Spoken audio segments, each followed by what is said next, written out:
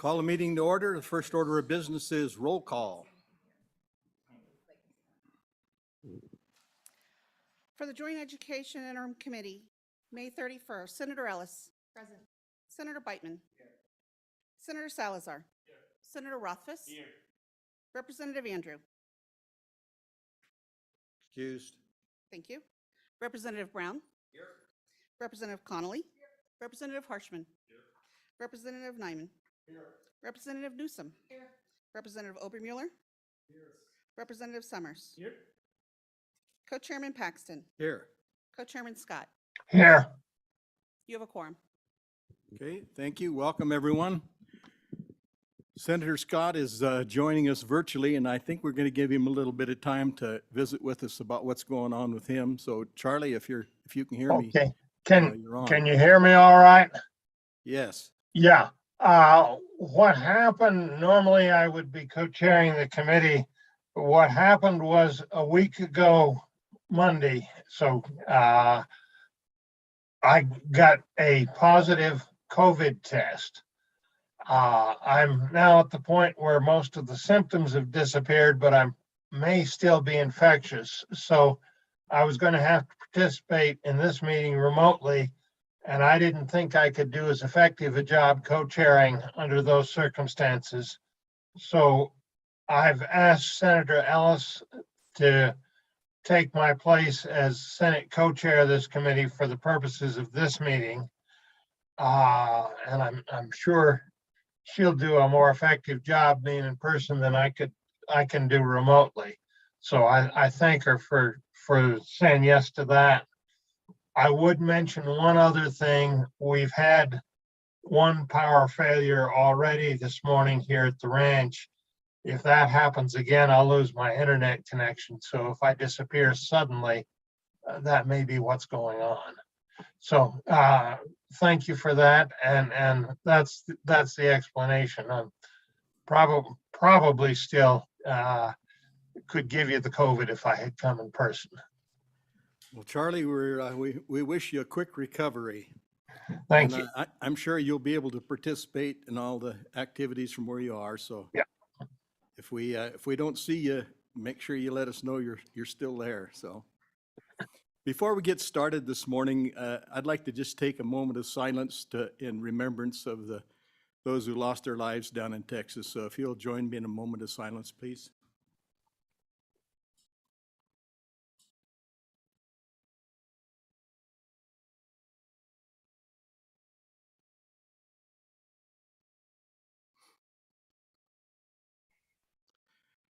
Okay, thank you.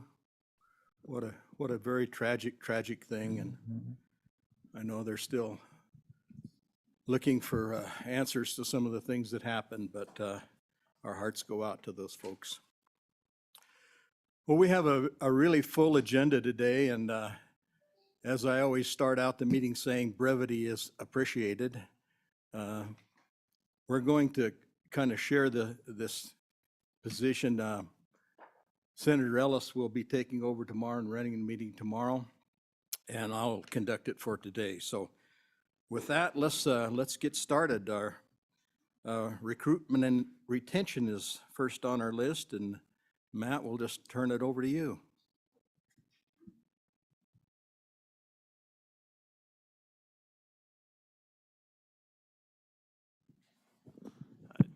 Thank you, Mr. Chairman, members of the committee. Matt Wilmarth, LSO, Senior School Finance Analyst. This morning, I'll give you a little bit of background on recruitment retention of K-12 personnel. This is your number 2 interim topic priority. I'm just going to touch on the aspects of the K-12 funding model, and then behind me will be the legislative consultants, Dr. Stoddard, who will review her work on the labor market monitoring process that's established through law. And then also Dr. Lori Taylor is here with us this morning as well, and she'll discuss the regional cost and external cost adjustments within your K-12 education funding model.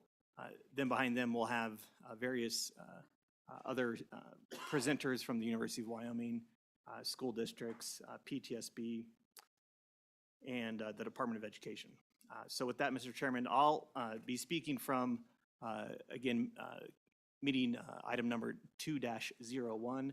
This is a memo on the K-12 funding model adjustments or resources and kind of the background within the K-12 funding model resources, as well as information from the federal COVID-19 funding and how those dollars can be utilized for purposes of recruitment and retention. So with that, Mr. Chairman, the first item in the memo that I touched on is the recalibration process. Wyoming is required to recalibrate its K-12 funding model every 5 years, or at least once every 5 years. And really the purpose of that is to ensure that the school finance system remains adequate and cost-based. And we touched on this last interim through a more detailed discussion. If you want more details, we can certainly get into that this morning, but really that really establishes the cost basis of your funding model. And in between years is the legislature's ability to adjust the funding model related to inflationary pressures. And that's through the external cost adjustment. And so the legislature set up a process, and we'll get into this a little bit more after me, on monitoring not only the labor market, but the non-personnel items within your funding model to adjust those for inflationary pressures. And that's laid out in statute as well. And you'll recall last interim, we held a meeting jointly with the Joint Appropriations Committee to discuss those, that whole process. We'll do that again on October 10th of this year. The ECA adjusts your funding model for purposes of inflationary pressures. The legislature over the past couple of years has taken a little bit unique stance in its application of an ECA, in that in school year 2020-21, it applied a full ECA, but then the following year that ECA was halved. It was not sustained for that school year 2021. It was halved in school year 21-22 and then went away. For next school year, the only adjustment that the legislature applied during this past session was an ECA to the educational supplies, materials, and energy. And the amounts were the full ECA that was provided in school year 2021, as well as the adjustments from the last fiscal year. So the application of the ECA is one area that the funding model helps sustain inflationary pressures on the funding model. What's also adjusted in your funding model for the personnel component is health insurance. Health insurance is updated automatically each year based upon the state of Wyoming's employer premium cost. And so regardless of the legislature's action on an ECA, your health insurance component within the funding model does get adjusted automatically based upon the state of Wyoming's employer premium amounts. Sometimes that goes up, sometimes it goes down. This year it was up slightly, about 6%. So that is one other area within your model that gets adjusted for inflationary pressures. The other areas that aren't adjusted by your ECA are your reimbursements, and those are based on the actual cost reported by school districts. And those areas are your special education, transportation, any isolation and maintenance payments for students, tuition and maintenance payments, and then any teacher extra compensation payments. The purpose of the regional cost adjustment is to adjust your personnel within your funding model to account for higher labor cost areas within the state. And the legislature has received many recommendations on updating that regional cost adjustment over the past 20 plus years. The RCA currently uses the greater of approach, and this greater of approach is based on each district's 2005 hedonic wage index, and that has not been updated since the 2005 recalibration. It does not get updated on an annual basis. Or the second option is the Wyoming cost of living index, And that is based upon the past 6 semi-annual reports or a 3-year average of the Wyoming Cost of Living Index for each county. The funding model provides a base of 100 or the statewide average. And so Dr. Taylor can get into that a little bit later this morning. On page 3 of the memo, I outlined kind of the teacher extra compensation adjustment that's outlined in statute. This is a little bit of a unique reimbursement in the model that provides reimbursements for teacher extra compensation payments for unique circumstances in districts, and they pay additional compensation whether it's through a bonus or additional subsidies. Over the course of the past 20 years, it's averaged about a couple $100,000 per year, and the number of districts participating in this has been about 8 to 13 districts in the most recent fiscal year. In the most recent fiscal year, $204,797 was reimbursed to school districts for these payments. And majority of these payments, in my understanding, are for more rural schools where they have to pay a teacher to go teach in Midwest or something somewhere where it's really unique in its location. It is not to be used for a district's preference for higher salaries. So we can get into that a little bit more detail if you desire as well. Mr. Chairman, can I ask a question as we go through? Sure. Yeah, thank you, Mr. Chairman. Matt, I am curious about who vets the criteria for extra compensation. You just used one example, but who makes that decision? Yeah, Mr. Chairman, Representative Connolly, I think it's a kind of a two-tiered vetting. One, it's the districts submit that to the Department of Education, and so their staff is the one who vets that on their side. I don't know what type of process they utilize in reviewing each of those applications or reimbursements. Districts then have to submit that evidence or that information to the Department of Education on that application.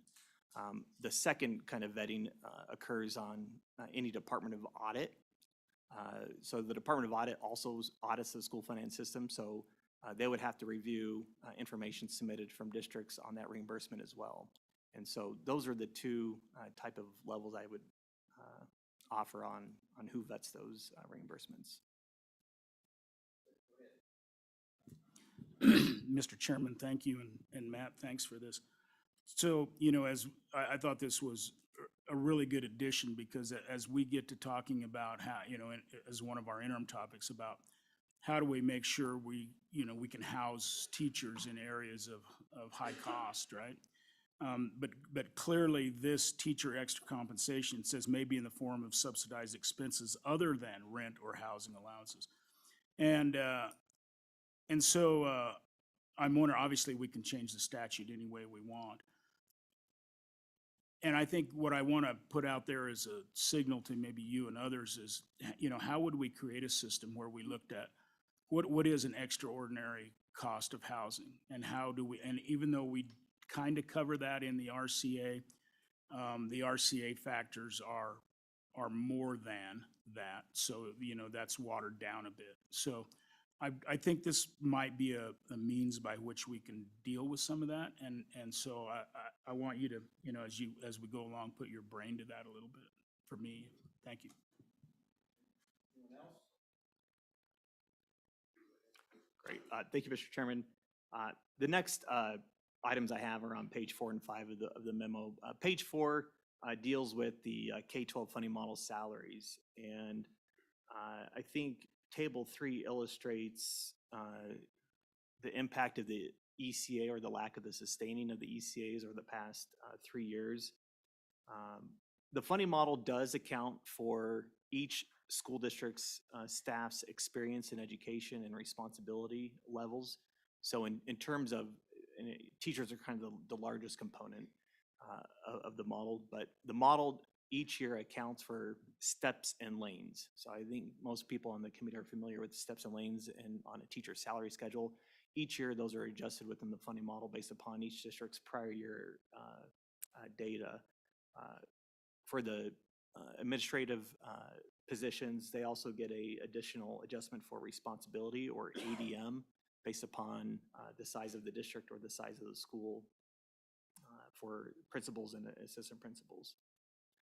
As I indicated, table 3, you can see the average model weighted salary from school year or fiscal year 21 to estimated fiscal year 23 have decreased. And that's a result of the legislature's ECA decisions of not sustaining ECAs or applying only half of an ECA from the prior year. So it's not that the funding model is getting less expensive. It's the fact that your ECA decisions have not sustained an ECA that was previously applied. So the teacher salaries, I think that's what most folks look to. You can see in fiscal year 2021, the average salary is $54,503. That's the model average salary. And in estimated fiscal year 2023, the estimated salary will be $53,707, which is slightly lower than what your fiscal year 2021 amount. That just illustrates the impact of the ECA decisions. Mr. Chairman and Matt, I kind of warned you about this beforehand. I wanted to talk a little bit about teacher salary and the recommendations of the consultant during recalibration. And I had to ask you kind of what it was. I remembered the 75 and 85. So when we did recalibration, it was my recollection that the consultant said that we should have our teacher salaries at 75% of comparable wages, but it could be 85% under certain conditions. And we were kind of around that 75% during the recalibration period. So my question is, where are we at now? And can you remind me, what was the intent? Was the intent to tie it to, was the intent to establish that as, as a specific wage, and then it would be ECA'd, or was the intent at that time, which I don't remember, to tie it to that? In other words, you could tie it to 75%, and then it would inflate or deflate over time depending upon comparable wages. Can you kind of give me a little background on that? You bet. Mr. Chairman, Representative Summers, in the 2020 recalibration, your consultants, Pike, Assad and Associates, along with Dr. Stoddard, recommended certain salary levels for all model positions. The legislature did not act on any of those recommendations for any salaries. For teachers specifically, the recommendation was to have a teacher salary equal to at least 75% of professional workers that are non-teachers. And this is based upon the U.S. Bureau of Labor Statistics, occupational employment statistics data. And so, and these are Wyoming workers, not nationwide, but Wyoming non-teacher professional workers. So in last year's monitoring report, the May 2020 data identified a non-teacher professional wage of $71,472. The model salary, based fiscal year 20 model salary, was $53,648, which equaled about 75% of that salary. So if we compare the estimated fiscal year 2023 salary of $53,707, that is still about 75%, but that is of the May 2020 occupational employment statistics level. I anticipate between May 2020 and May 2021, there has been inflation on that amount. So we'll present that information in October, but my guess is, based upon what we've seen on inflationary factors across many indices, is that the model salary will likely be lower, but we won't know that until the October meeting. And Mr. Chairman, thank you. And when we get that report, obviously, we will be seeing we'll be seeing an indice for professional staff. And then at the same time, we'll also be seeing what the comparable wage is. Is that correct? Mr. Chairman and Representative Summers, correct. So in October, some of this data is delayed. The May 2021 data will be available. We won't have May 2022 in October. That's just the delayed data. These data are then utilized for your purposes to identify what the change is, and Dr. Taylor is the one who's able to calculate for the legislature the annual change in the comparable wage index for those type of positions. So yes, in October, we'll be able to identify what those new data are. Thanks, Mr. Chairman. Mr. Chairman, I just wanted to stress my recollection was not that 75% was the recommendation, it was that it was the minimum. I took away that 85% was a more appropriate recommendation. There was a lot of dialogue around that in the recalibration committee about how to get from 75 to 85 and what would justify that. There was some recommendations from the consultants that there be tailored wage based on feedback of quality of teacher, which is a much larger conversation that the good representative is certainly familiar with, but that the discussion also focused around 75% was the minimum amount to get a average teacher was what was being brought to us by that number. And the recommendations from that recalibration were that it was important that we hire exceptional teachers. That's why the 85% was effectively the recommendation.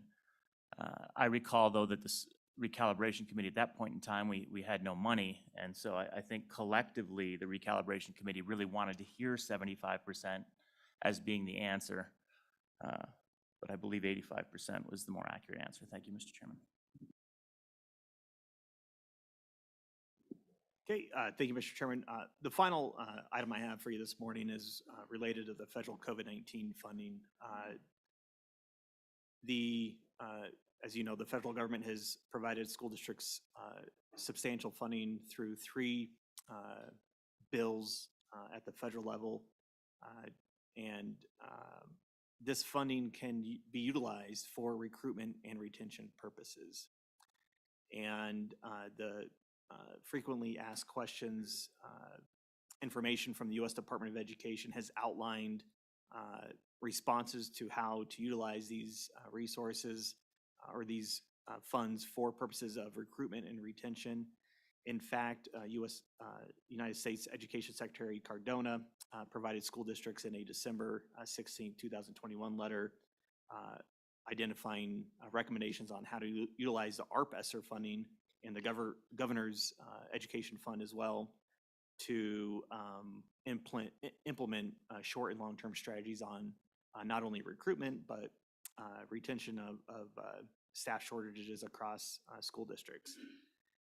In Wyoming, approximately $503.3 million has been allocated to school districts. The ESSER 1 funds have to be obligated by school districts by September of 2022. The ESSER 2 funds have to be obligated by September 30th of 2023. And then the ARP ESSER, the final allocation, have to be obligated by September 30th of 2024. I won't go through all of the recommendations from the U.S. Department of Education. Our Wyoming Department of Education will be discussing one of those recommendations on investing in an educator pipeline through scholarship programs. And I think the University of Wyoming can talk about their educational College of Education as well and their teacher preparation program and how that can be utilized as well. With that, Mr. Chairman, I'll turn it over to the experts that we have online this morning related to the labor market, with Dr. Stoddard, and then Dr. Taylor related to the regional cost adjustment and the ECA. Okay, I think we have one more question from Representative Summers. Mr. Chairman, thank you. And Matt, and I don't know, this will probably come up in the, in the RCA. It is about the RCA, and maybe it's in that discussion, but just remind me, the WLCI is a 3-year average, right? And I think I emailed you about this, or we visited about it. How did that come to be? And why, why do we have a three-year average? It would seem to me just that if we're worried about inflationary pressures on housing, we would want to be the most reactive to that as we could be, which would not be a 3-year average. It would be a 6-month average or a 1-year average. So remind me of how we got there. Mr. Chairman, Representative Summers, for as long as I've been involved, it's been a 3-year average. And I think part of the rationale on that is similar to your ADM, average daily membership calculation.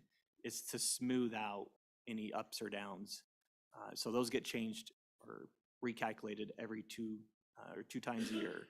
And so my understanding is the history on that is to smooth out any increases or decreases, to not have a dramatic change, because those are adjusting your personnel resources in the model.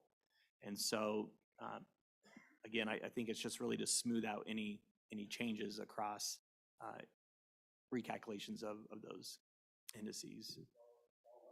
And Mr. Chairman, that sounds reasonable, but as ADM on the up, when we're going up, it's that year, right? And then on the way down, it's the 3-year running average. So there is a difference there, and who knows why they diverge. Yeah, and Mr. Chairman, the ADM has not always been that way. ADM used to just be a 3-year average. And so the ADM utilizing the prior year, the greater of the prior year or the 3-year average is a new phenomenon or more recent than what your RCA average is.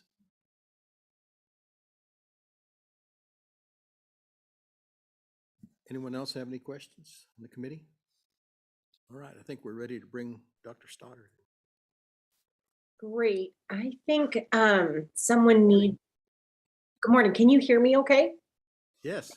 Okay, I think someone needs to enable me to share my screen. I think we just did. Okay, perfect. Okay, thank you, Mr. Chairman. I apologize for that informal start here, and Chairman Scott, I am sympathizing because I am getting over COVID myself, so I apologize if I'm hard to hear. Please interrupt me. So LSO asked me to give you all, especially for those of you that are new to this process, a little bit of a longer picture overview.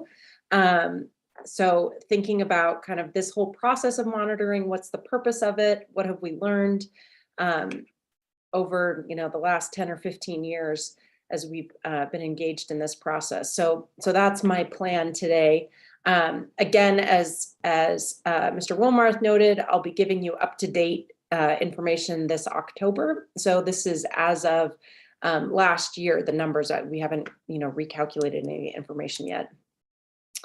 So briefly, we'll go through kind of what the purpose of the annual monitoring report is. What are the main indicators that we track? What did they look like last year? As I'm sure you're all aware, conditions are changing really rapidly right now with inflation. So the period of monitoring that we've been through has been a really relatively low inflationary period. So things are changing quickly, and I'll do my best to give you up-to-date information this fall.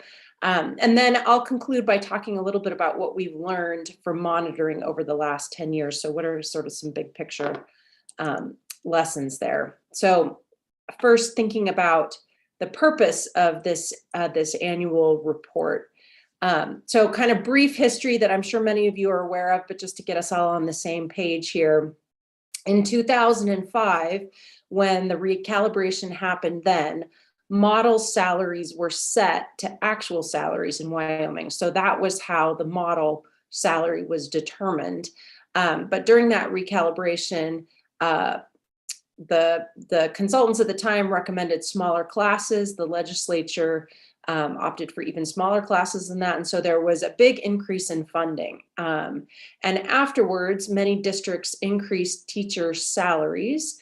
And so actual salaries rose really rapidly above model salaries. So one of the challenges we always have in doing this monitoring is this disconnect between what districts are paying and what the model looks like. And the economic climate at the time that this happened was very different than it is today. So at the time, other states were struggling economically. Just after that recalibration, the Great Recession hit neighboring states really hard. And so at the 2010 recalibration, teaching salaries in Wyoming were about 25% higher than salaries in adjacent states. So I'll show you this whole time series in just a second. But you can see kind of going all the way back to 2000 here, you can see that the dark black line on top shows the actual salaries. The dashed line that comes in there is showing the model salaries. And you can see that just, prior to that recalibration, that Wyoming was kind of in the middle of surrounding states and then bumped way above. And then this is just showing you that those actual salaries, and this is a weighted average here, as compared to the model average, that there has been this kind of persistent gap since then. But the situation today, and instead of both of those lines being relatively elevated above our neighboring states, the situation today looks much different. Where you can see that model salaries now are back right in the mix of other adjacent states. And you can also see that actual salaries are now very similar to salaries in some of our neighbors, notably Utah and Nebraska. So it looks quite different than when we first started. So there's that whole series altogether. Going back now 20 years, you can see how much has changed over this whole period. We have a question here. Senator, Thanks. go ahead. Dr. Stoddard, this is Chris. I was curious, this goes through 2020, and I know we don't have the data for 21 and 22, which is why it's not presented here, but do you have a sense of any of our neighboring states that have made significant moves to increase their salaries? The dark black line with Wyoming actual should basically be flat horizontal for the last 2 years, and then actually slightly tilted down, I think, 1 year. Any of our neighbors there launching like we see with Utah and Idaho, where they've made dramatic increases? Mr. Chairman, Senator Rothfuss, I'd probably prefer to speak to what all neighboring states have done until this fall when I've had a chance to dive into the data, but certainly I can say nationally, and as you pointed out, several of our neighboring states for sure have made, everywhere we're watching these inflationary pressures, there's definitely pressure to increase salaries. So I would say yes. But I'd prefer to speak to the details this fall when I've dug into it some more. Thanks. So, Mr. Chairman, just continuing here. So the monitoring report was adopted when the legislature decided not to adopt this automatic annual ECA to teacher salaries. And so the goal of the monitoring report was to give the legislature information to be able to increase model salaries in years when there appeared to be cost pressures emerging from the labor market. So the idea of the annual monitoring report is to look at the most easily accessible up-to-date data from many sources, and then in recalibration years, to provide even more in-depth analysis. But that the annual report is designed to be kind of quick and dirty a little bit. So why is it that we monitor cost pressures? Just to pull back, and Senator Rothfuss has alluded to this a little bit already in some of his comments about where Wyoming decides to be. But the idea is that cost pressures are these forces that require higher salaries to maintain the quality of the teaching pool.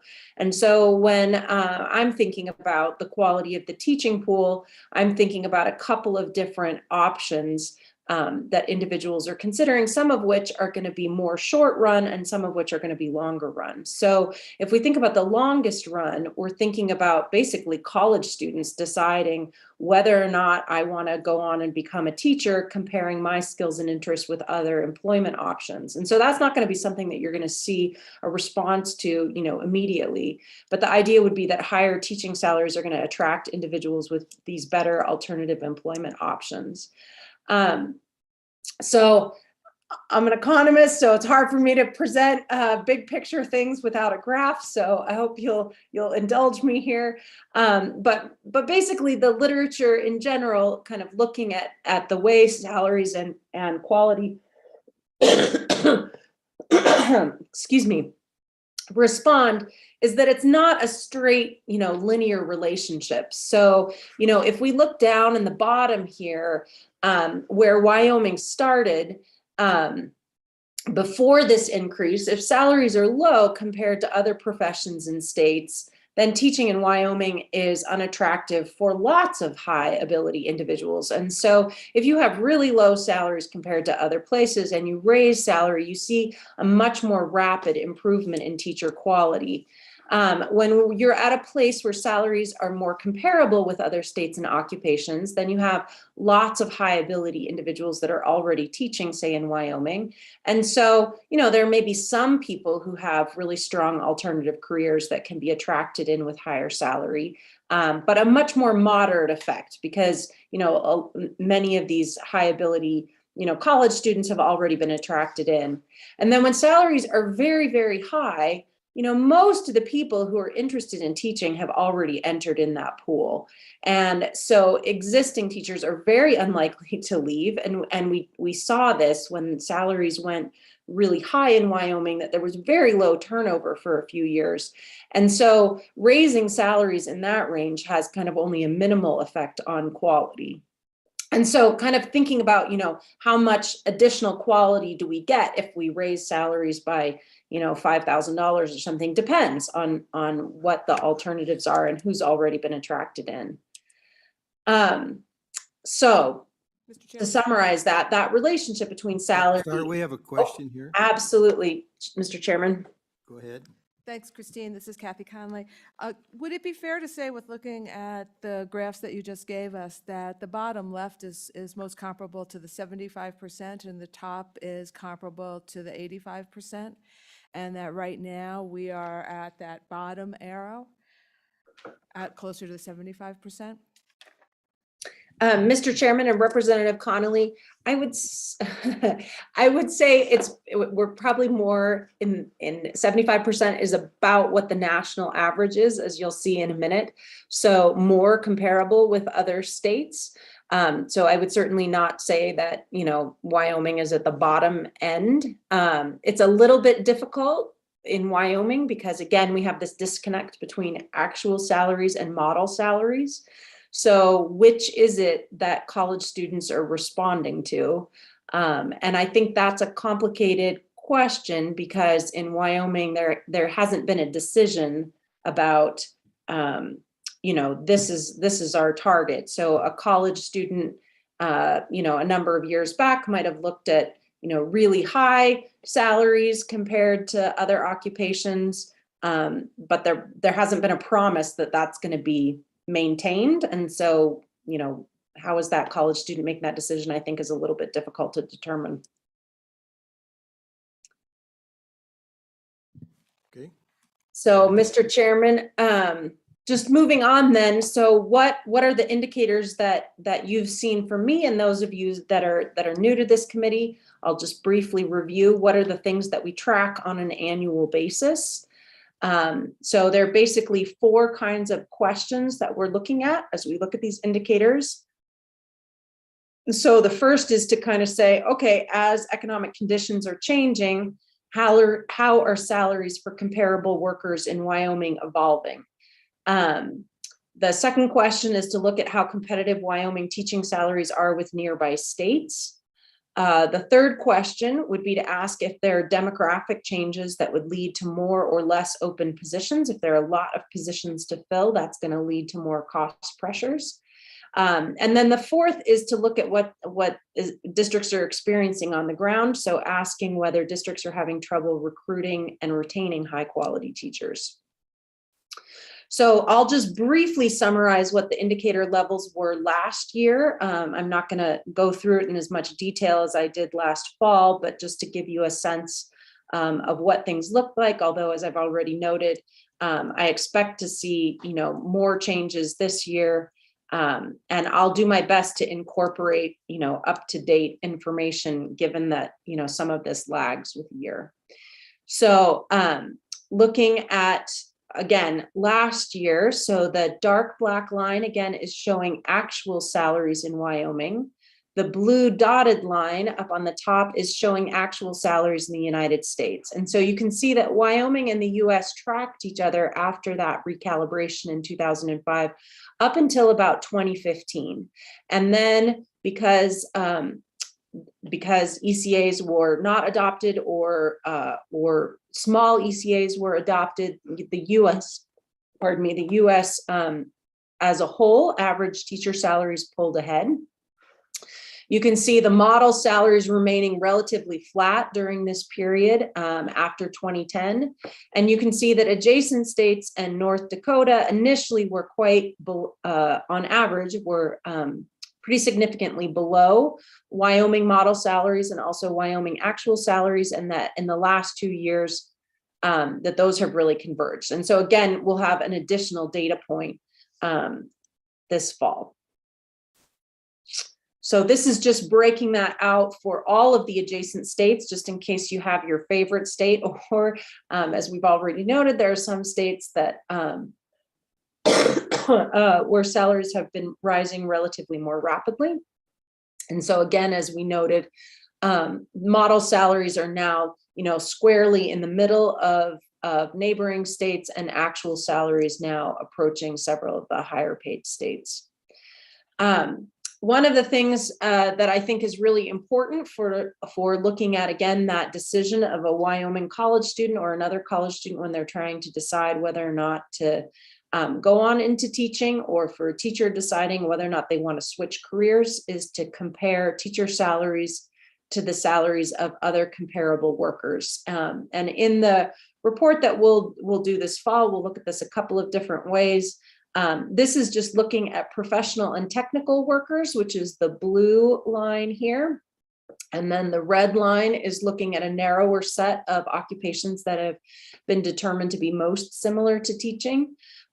So again, these are actual salaries now, because this is looking at, what workers are actually paid and comparing those. And again, you can see that up through about 2012, teachers' wage growth tracked that of professional and technical workers in Wyoming, and since then have diverged, and with a significant gap. So if we look at the ratio, which this is the ratio that's been referred to already here, we can see what the ratio looks like in Wyoming and in comparison with other states. So where the 75% number that's been alluded to already comes from is from the fact that teachers typically work fewer weeks in the year than other professional and technical workers. So if you look at the United States going back through 2005, nearly all states have a ratio that approaches that of what weeks of work ratio looks like. And that's somewhere above, slightly above 75%. You can see in the adjacent states, it's been at about 75% now, going back to about 2010. You can see that the ratio in Wyoming was quite high for a number of years, and has since approached about 85% if we're looking at actual salaries, and is at about 75% if we're looking at model salaries. So again, I would note that that ratio lies below the ratio in the United States as a whole.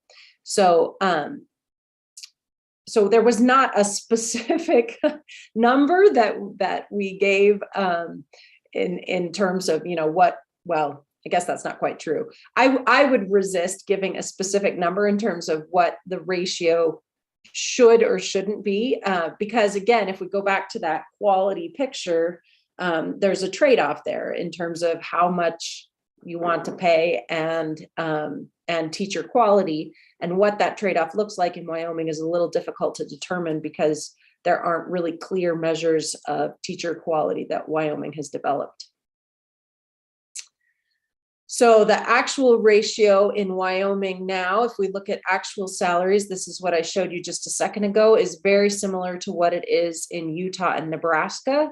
Model salaries, though, the ratio is again squarely in the mix. So below Montana, below Nebraska, below Utah, but above Idaho, South Dakota, and Colorado. And again, I'll give you that an additional year of that figure this fall. Yes, go ahead. Thank you. And Dr. Stoddard, as I recall, when we're looking at the data from the other states, those are actuals. So the only model that we see here as the hash line is the Wyoming model, where our actual is the black line. Is that accurate? Mr. Chairman, Senator Rothfuss, that's correct. So other states don't have as centralized of a funding system as Wyoming does. And so there's not a specific model salary for these other states. So if we're comparing, we're just comparing their actual salaries.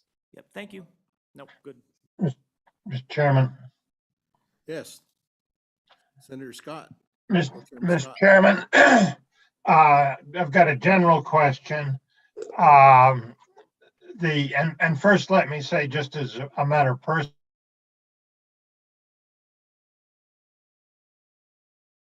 I think we lost you, Charlie.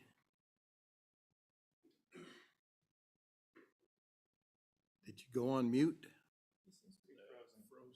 Oh, it just.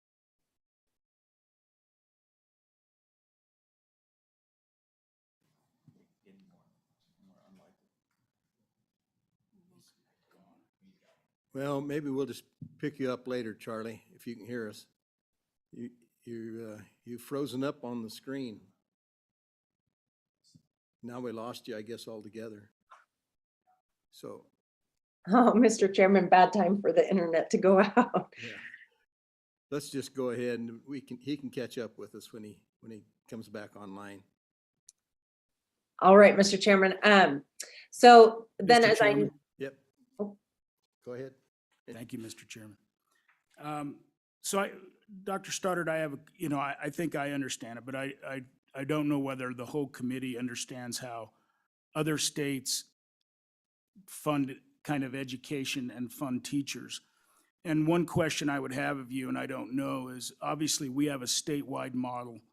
In most other states around us, unless I'm wrong, it's really up to the local area, local district. There's some supplemental state funding, but it's a very different process. Have you ever, first I want you to tell me if I'm accurate or not, and then second, have you ever looked at the disparity in wages? Let's just take Colorado. So in Colorado, a really rich district would have the ability probably to fund teachers at a very high level, as opposed to maybe a poorer district in Colorado that would fund them at a lower level. I'm asking, I don't know. And do these states that have very independent models, it's not statewide models, do they have a way of making sure that there's not a great disparity in teacher wages between districts? Mr. Chairman and Representative Summers, so a couple of answers there. So to your first point, it's correct that these other states don't have a centralized model that kind of lays out, here's what class size, here's what we're funding for class size, here's what teacher salaries should be, like that.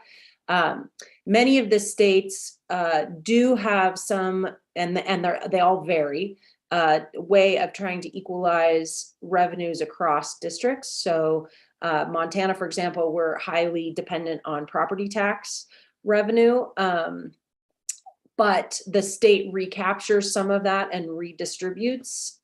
So there's a model for how much gets redistributed across districts, which is based on school sizes and district sizes. And it's kind of a complicated model because we have a lot of these very small districts. And so it's not just a per pupil.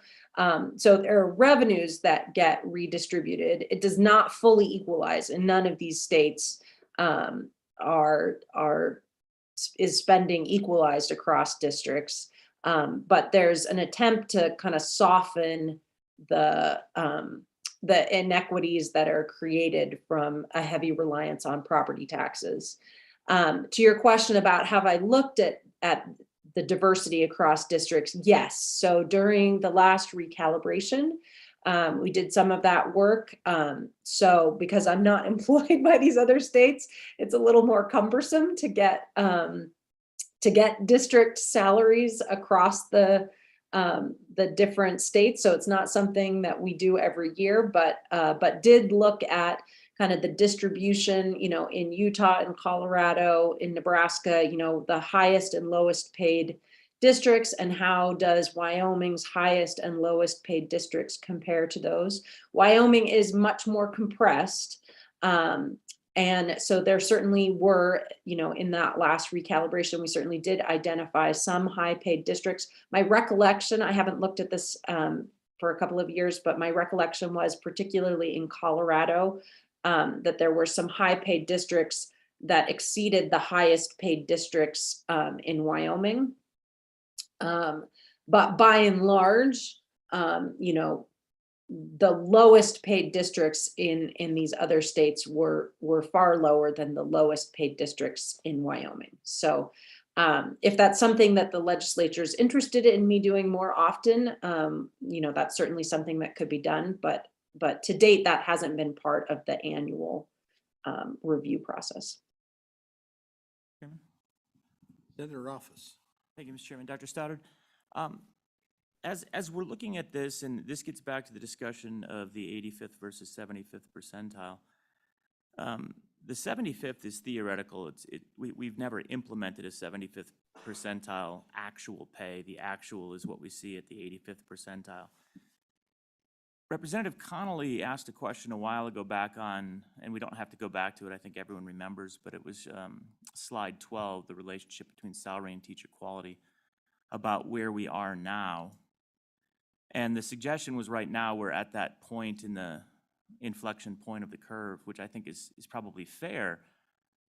The concern I have is that that inflection point should be based on actuals, not model. And I would see that inflection point at the 85th percentile rather than the 75th percentile, since we've never actually implemented a 75th percentile model, which was the concern that I expressed at the recalibration meeting as well. So I guess my question would be, how can we say anything about the 75th percentile as it relates to quality of teacher in the state of Wyoming to the extent that we don't and never have paid a 75th percentile? The lowest we've paid is 85th in the last 2 decades. Go ahead. Yeah, Mr. Chairman and Senator Rothfuss, I think that's a fair question. And I think it's difficult to answer because districts, as you noted, are not paying what the model is funding. So I think what we can say is the model right now is currently funding at about the 75th percentile. And under the current model, my view is that 75th percentile funding puts you squarely in the middle of adjacent states, slightly below the US average. Mr. Chairman, but Dr. Stoddard, does the market respond to the model or the salary? Because I don't know of anyone that looks at the model and says, well, I like the model number. Or does the market respond to actuals? Because when you're comparing actuals, you should be comparing actuals to actuals. I mean, we could assert arbitrarily that Utah has a model where they fund at 0.5. I mean, we could put that little graph on here. It would be meaningless, but we could graph that if they had such a model. But at the end of the day, we'd probably be comparing to actuals because market responds to real dollars. I mean, if I told you that you could buy milk for $1 because I modeled it, it wouldn't buy the milk. Mr. Chairman, Senator Rothfuss, let me be clear. I did not say that we are at any point on that graph. So I would say that the 75th percentile is likely to be here when salaries are comparable with other states and occupations. So actual salaries, if actual salaries are here, I would say that that's probably likely to be close to the middle. But I don't have any data on teacher quality in Wyoming, so I can't actually say where Wyoming sits. Do we, Mr. Chairman, follow-up, do we have, Dr. Stoddard, data for other states where we could see the correlation between teacher quality and pay, basically the relationship that you have on that graph? Do we have that data for other states? So, Mr. Chairman and Senator Rothfuss, there is data for some states, certainly not universally. And I would say that, to be honest, it's difficult to tease out a relationship. And there's a disagreement, I think, among economists at how strong that association is. So there are certainly some economists that would say overall, more resources appear to be related to better performance for students. I think there are other economists that would disagree with that. I think many would say that part of the problem is not necessarily having a tight relationship between resources and teacher performance. So I'm not sure that's a debate that we want to necessarily enter into, which is why I would say I've never given a specific number. I think it has more to do with the institutions you set up. And then, Mr. Chairman, Dr. Stoddard, I guess the final question I would have then at this point is, would you say that right now, the quality of teachers we have in the state of Wyoming, whatever it is, which we can't necessarily evaluate, but we know there is an associated quality, is based on the 85th percentile, since that's what we have in front of us? It's not based on the 75th percentile, which is the model. We know the model's at 75, but the quality we have right now, all else aside, the quality we have right now is at an 85th percentile, since that's what we're actually paying right now. Is that a fair statement? Yeah, Mr. Chairman, Senator Rothfuss, I would agree with that. Yes. Okay, thank you. Okay, go ahead. Okay, let's see. So I think that's where we were. So to that point, then what information do we have about teacher quality? Like I said, is sort of limited. So what are the kinds of things we can look at? So we can look at what's the relationship between exit rates and teacher turnover. And what we can see is that in this period, teacher turnover was quite low in that period between 2008 and 2010, has edged up slightly since then. The turnover rate that I paid the most attention to is this exit rate of teachers with less than 3 years experience, because we know that teachers gain significantly in their skills and performance in those first 3 years. So, and we can see that that exit rate has been steadily but very slowly increasing since about 2013. We can also see over this period, and again, this gets at this question of recruitment into teaching, that the number of college students that are choosing to get a bachelor's degree in teaching, that has been steadily declining since about 2012. That's not unsimilar to what's been happening in the US as a whole. We can also see that the number of teaching majors from Wyoming declined pretty significantly between 2010 and 2016, and has since been trending down at a kind of more modest rate. So what are some of the things that we've learned from monitoring in general over the past 10 or 15 years? I would say first that actual salary changes by and large track model salary changes. There have been few since that initial divergence that actual salary changes do track model salary changes. There have been relatively few ECAs for teacher salaries, or fairly modest ECAs in the last 10 years. Teaching model salaries have remained largely flat since 2012, and so have actual salaries. And so you can see that here, that the model salary increased by about $600 in that 8-year period. And you can see similarly that actual salaries also had a very modest increase of about the same amount over that same period. At the same time, as we've pointed out, teaching wages are never 100% of wages of other professional workers, in part due to the weeks of work being shorter. And that teaching wages, because they have remained so flat in Wyoming, have fallen pretty dramatically from that 97% high to where, as we've been saying, where it currently sits at about 85%. The other thing that we have learned over the last period is that labor market changes are what drives most of this, that most of the demographic changes in Wyoming have been pretty negligible in recent years. So both retirements and student enrollments have remained fairly steady. So we've seen about 10% of teachers being new hires and about 10% of teachers exiting each year. As I mentioned, turnover was temporarily very low, both because of the big salary increase and also I think because the rest of the economy was really struggling during the Great Recession. But since 2010, turnover has remained relatively stable. The other lesson that we are seeing in recent years is that actual salaries in these neighboring states are catching up. So as we've said, other states don't have these model salaries. Their teaching salaries have been increasing pretty steadily at 1 to 2% per year. Again, I'll try to give you information about what's happening now that we're really entering into an inflationary period. So salaries in the model are now well below actual average salaries in nearby states. So the actual teaching wages in Wyoming now have this about 10% premium relative to the average across all of these neighboring states. But we're seeing a few states where they're quite comparable. The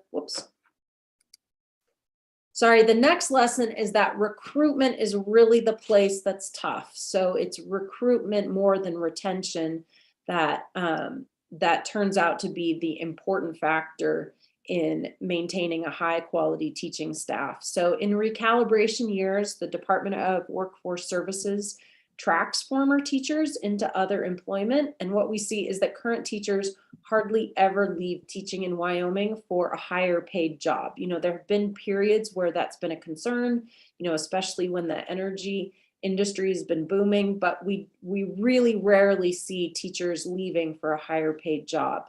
We have a Instead, question for Representative Summers here, Dr. Stoddard. Mr. Chairman, thank you, Dr. Stoddard.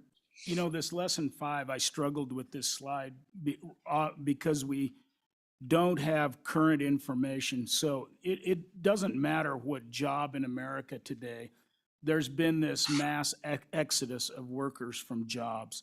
And so I really wonder if this idea that we are retaining teachers at, you know, what it was a fairly flat rate, you know, I mean, it was getting a little worse. But that's maybe not what I'm hearing today, and certainly not across all jobs across the U.S. And so, one, what do you think, what are you seeing out there of retention rates going, you know, into after COVID, and particularly in the last year or two? And then also on a national spectrum, what are you seeing about the ability to recruit teachers? Obviously, this teacher shortage is a national issue. It's not just a Wyoming issue. And what do you know, I know you're an economist, but you're not oblivious probably to how you change those numbers. So what are you hearing on what needs to be done to change this recruitment factor and also the retention factor? yeah, Mr. Chairman, Representative Summers.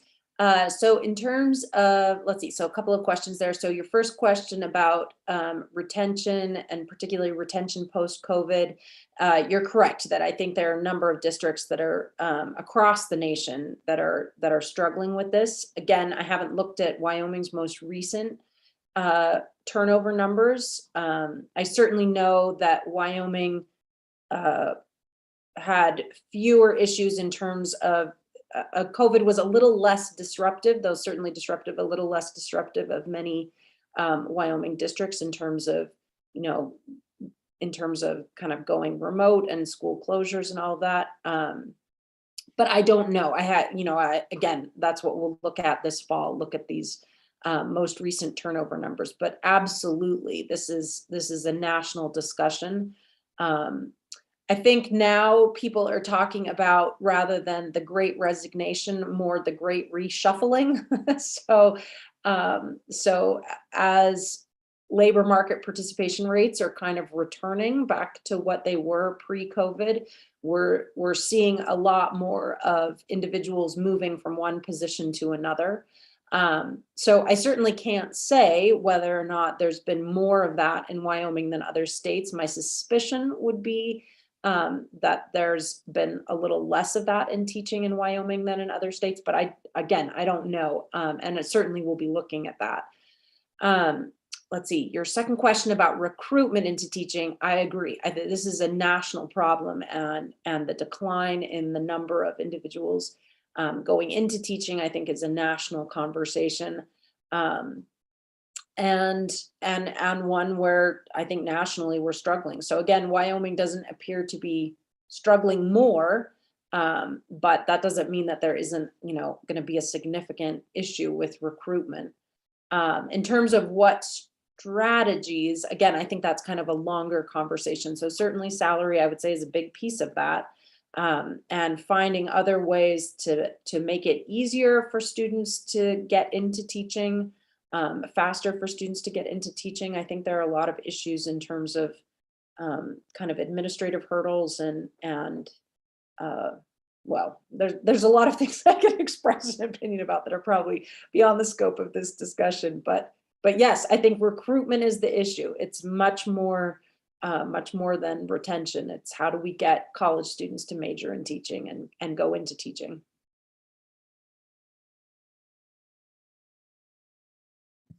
Okay, go ahead. So, Mr. Chairman, on that point, you know, we have these two sources kind of recruiting new teachers in. One is these newly minted BAs from the University of Wyoming. The other is bringing in new hires from other states. And again, that's a place where Wyoming has declined, and as actual salaries are no longer, you know, this huge premium relative to other states. You know, about 50% of newly hired teachers in Wyoming with a new bachelor's degree are coming from outside Wyoming, and that's a decline from a high of about 67%. So the last thing I would just say is that, you know, many of the years when I've done these presentations, we've had questions about teacher quality. And so again, I would just kind of submit to you that Wyoming doesn't have right now a good system for tracking teacher quality or recruitment. One place that I could see where we could at least get a little bit better information is that there's not a good system for tracking the number and quality of applicants. And so if Wyoming were to adopt a more centralized system for teaching applications, that would enable us to monitor the number of applicants per position and would enable us to track how deep the applicant pool is for the state and track that across districts. That would enable us to monitor at least, you know, how does the depth of the teaching pool, how much does that respond to teacher salaries? A more difficult way to track teacher quality, but maybe a more comprehensive measure would be to connect teacher and student outcomes.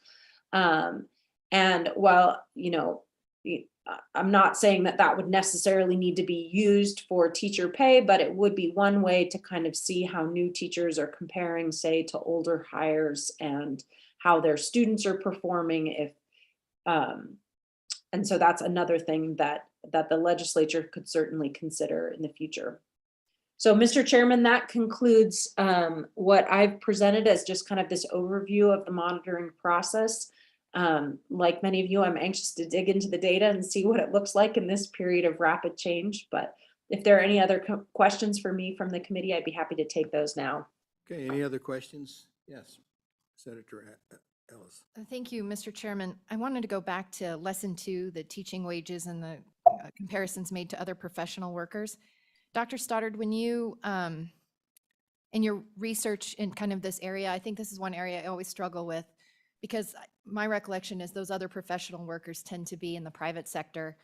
And so in your research, have you done studies or aware where some of those private sector jobs maybe have shrunk significantly because those companies lay off people, fire people, and so they're able to maintain higher wages for the few employees they have, but when they grow, then they grow, versus, you know, Wyoming, where I think our teacher base tends to be pretty stable depending on ADM and a few of those factors, but by and large, pretty stable. So I'm just trying to understand, and I think it's a really hard thing to try and get a good apples to apples comparison. Go ahead.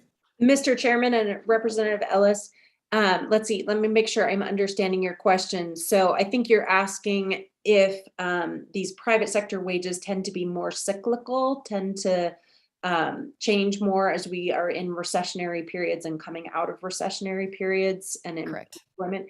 Yeah, and I would say that's correct. I mean, we've had a long period pre-COVID that was you know, between the Great Recession and now that's been relatively stable. But there are a number of fairly large occupations in that. So when we look at things like nursing, for example, is one of the occupations that's comparable to teachers. And that's one where I would say, you know, it's, you know, sometimes public, sometimes private sector.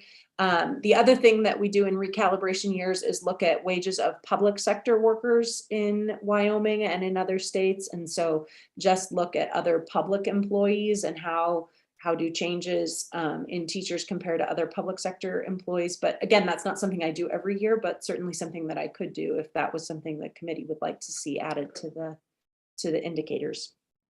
Follow-up question. Follow up? Thank you, Mr. Chairman. I just had one more follow-up question, and it had to do with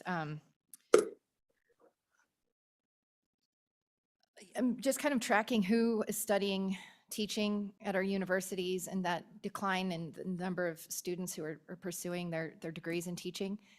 And I'm just thinking of other, you know, people that I know who've studied English and or in professions that have nothing to do with English, my attorney friends who have their law degree but don't practice law. Like, in your research, are you aware of statistics that kind of show how many people are out there that actually don't use their degree that they seek for the profession, in their actual profession? I'm just kind of curious if that data exists. Mr. Chairman and Representative Ellis, I don't know if I have a number off the top of my head, but I certainly could look for that. I think, you know, teaching turnover rates for, I certainly know that turnover rates for new teachers is quite high. So so I know that for individuals, and I think the average for the US is close to 30% that start out in teaching, discontinue, and don't come back to teaching. I'm not sure that I know the figure of people who got a teaching degree but then never entered teaching at all. But that's certainly something I could look for if that was of interest. Mr. Chairman, Go ahead. just to clarify, I mean, I think, you know, as we're looking at maybe some targets of how many students we want to be seeking a degree in education, you know, what is kind of that acceptable buffer, just recognizing that not all of those individuals are going to go into that profession. I think that's what I'm interested in.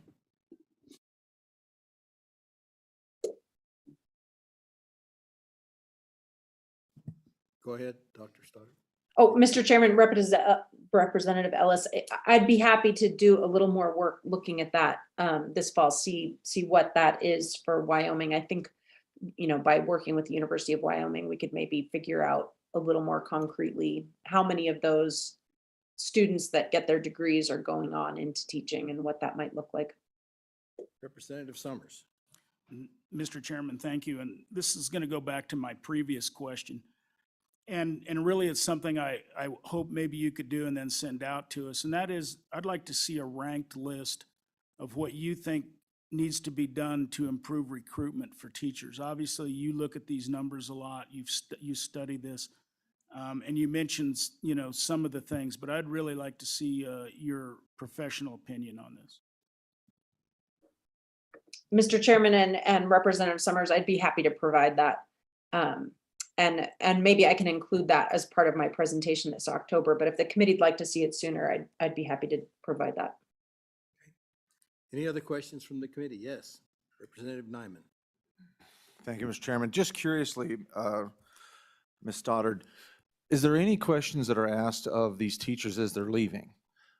As folks are changing or transitioning out of these positions and they're deciding not to return, maybe this is a question better asked to the superintendents or maybe even the WEA, but what are they saying when they leave? And they said, I mean, honestly, I'm found a better job that pays more, or I can't take the work environment, or I don't, you know, this is just not what I thought it was going to be, especially when I was intrigued when you said the 30% turnover rate for new teachers coming in would indicate to me that it's maybe not exactly what they had thought it was going to be once they got in there. So I guess I'm just curious, is there kind of a questionnaire that is given to these folks as they're leaving these occupations as to why they're leaving and what they're pursuing, and to get some indication? Because I think that would be a logical question to be asking teachers as they leave, or any employee for that matter, is, you know, why you leaving? I know I asked my employees that whenever I had employees that went elsewhere. It wasn't always because the wages were better, it was because maybe I've got other situations that have come up in my family. So I guess that's my question. I'm just curious as to why folks are leaving, if people are asking them why they're leaving and what their answers are, to maybe give us a better indication of what we need to do better in order to retain these folks. Thank you, Mr. Chairman. Go ahead.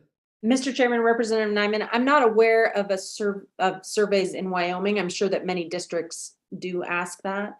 I would say in Wyoming, your highest exit rate is the reason is retirement. So, you know, the folks that are close to retirement are by far the biggest group that are exiting each year.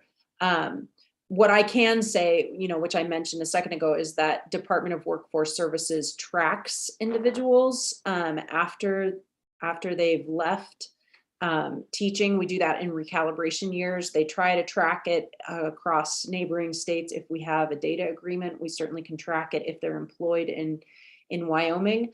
You know, there's a pretty significant percentage who we don't find. So either they left the state to a state that we don't have an agreement for, or maybe they left to have a child, or left, you know, for other they aren't employed. But those that are employed and that we can find, we can say pretty definitively that on average, they are not leaving for a better paid job. Now, maybe they will transition to a better paid job in the future. You know, maybe their next position right out of teaching is lower paid, but they anticipate, you know, significant growth in the future. We don't have that information. We just track them the 1 year out. But yeah, I would refer to districts, I think, in terms of whether they're doing an actual survey or tracking of you know, folks after they've left. But I would say retirement is going to be the number one thing on that list. Okay, anyone else from the committee? Yes, Chairman, Representative Brown. Dr. Stoddard, I believe you said at one point, and I just want to make sure I am clear on this, that you did say at one point that we have no record of, or very little record of, teachers leaving the profession because they're finding higher paid wages within Wyoming. Is that correct? Mr. Chairman, Representative Brown, that is correct. That is a different question than saying are college students majoring in a different major because the other major is higher paid. But of individuals who've already entered the teaching profession, those that Department of Workforce Service tracks are not moving on to a higher paid job on average. I mean, there are obviously a few people that do, but by and large, it's for a lower paid position.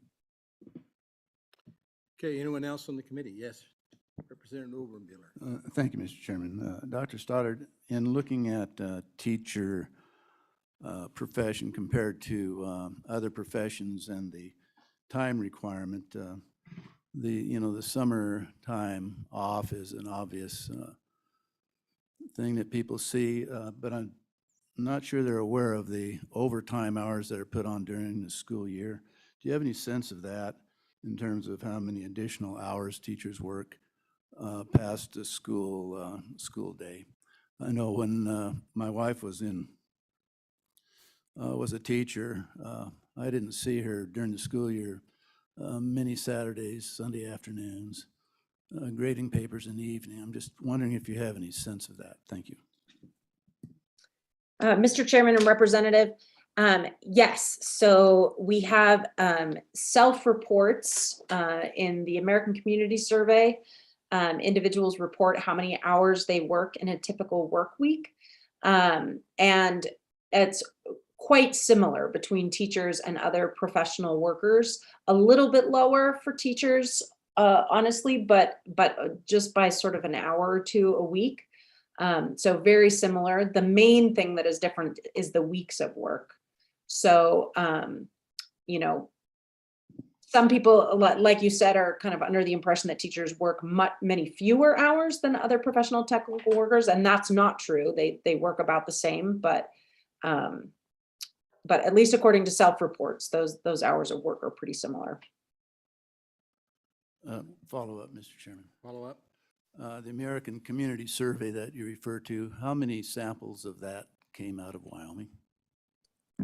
Oh, I'd have to Number- look number at, of samples. yeah, I'd have to look at what the sample size is, but it's basically a mini census that's conducted every year. And so it's designed to be representative of Wyoming. And that's what we see pretty consistently in that survey, from year to year. So we can go back to the full decennial censuses and get a pretty similar number. But I'd be happy to provide you with the number of teachers that show up in that. I just don't recall that number off the top of my head. Follow up, Mr. Chairman, the American Community Survey, that's a national survey, is it not? So that Wyoming would just be a small sample within a very much larger pool. Mr. Chairman, it's designed to be a mini census, and so it's designed to be representative of each state. So yes, the number of respondents in Wyoming is smaller than, say, the number of respondents in New York, but they sample enough people to have it be representative of the state of Wyoming. So it's not, so the current population survey, which is another survey that the Bureau of Labor Statistics does, as opposed to the American Community Survey that the census does. The BLS has pretty small, that current population survey does have, I think, pretty small samples of Wyoming, but the American Community Survey is much more robust at this point. All right, thank you, Dr. Stoddard. I think we're going to take about a 10-minute break rather than interrupt Dr. Taylor. We have a phone call coming in at 10 o'clock, so let's take about a 10-minute break.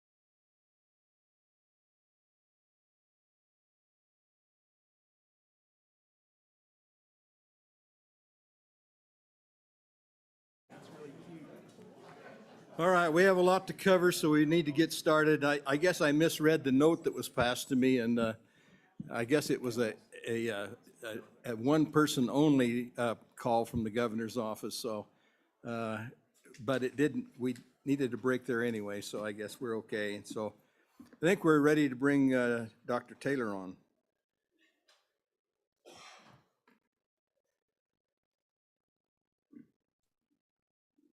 Great. Hello, Mr. Chairman, members of the committee. Thank you very much for the opportunity to speak today. My task is to talk to you about a couple of cost adjustments in the Wyoming funding model. So I'd like to share my screen, if I could, please.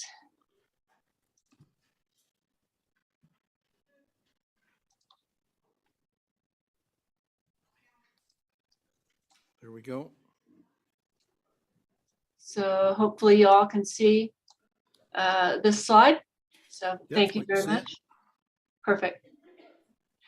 So the baseline case for cost adjustments, as Wyoming has in the funding model, is that school districts use real resources, the teachers, the principals, the classroom materials to produce education.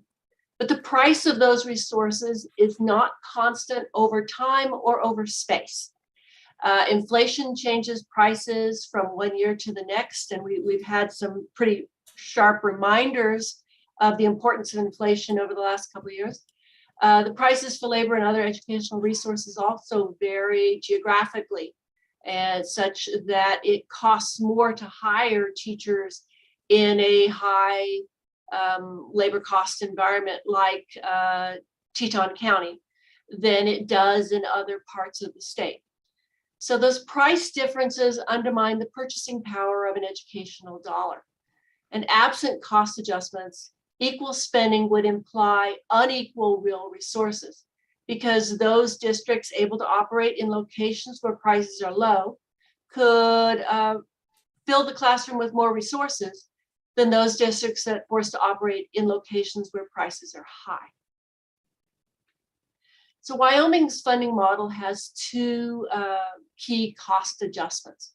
First is the external cost adjustment.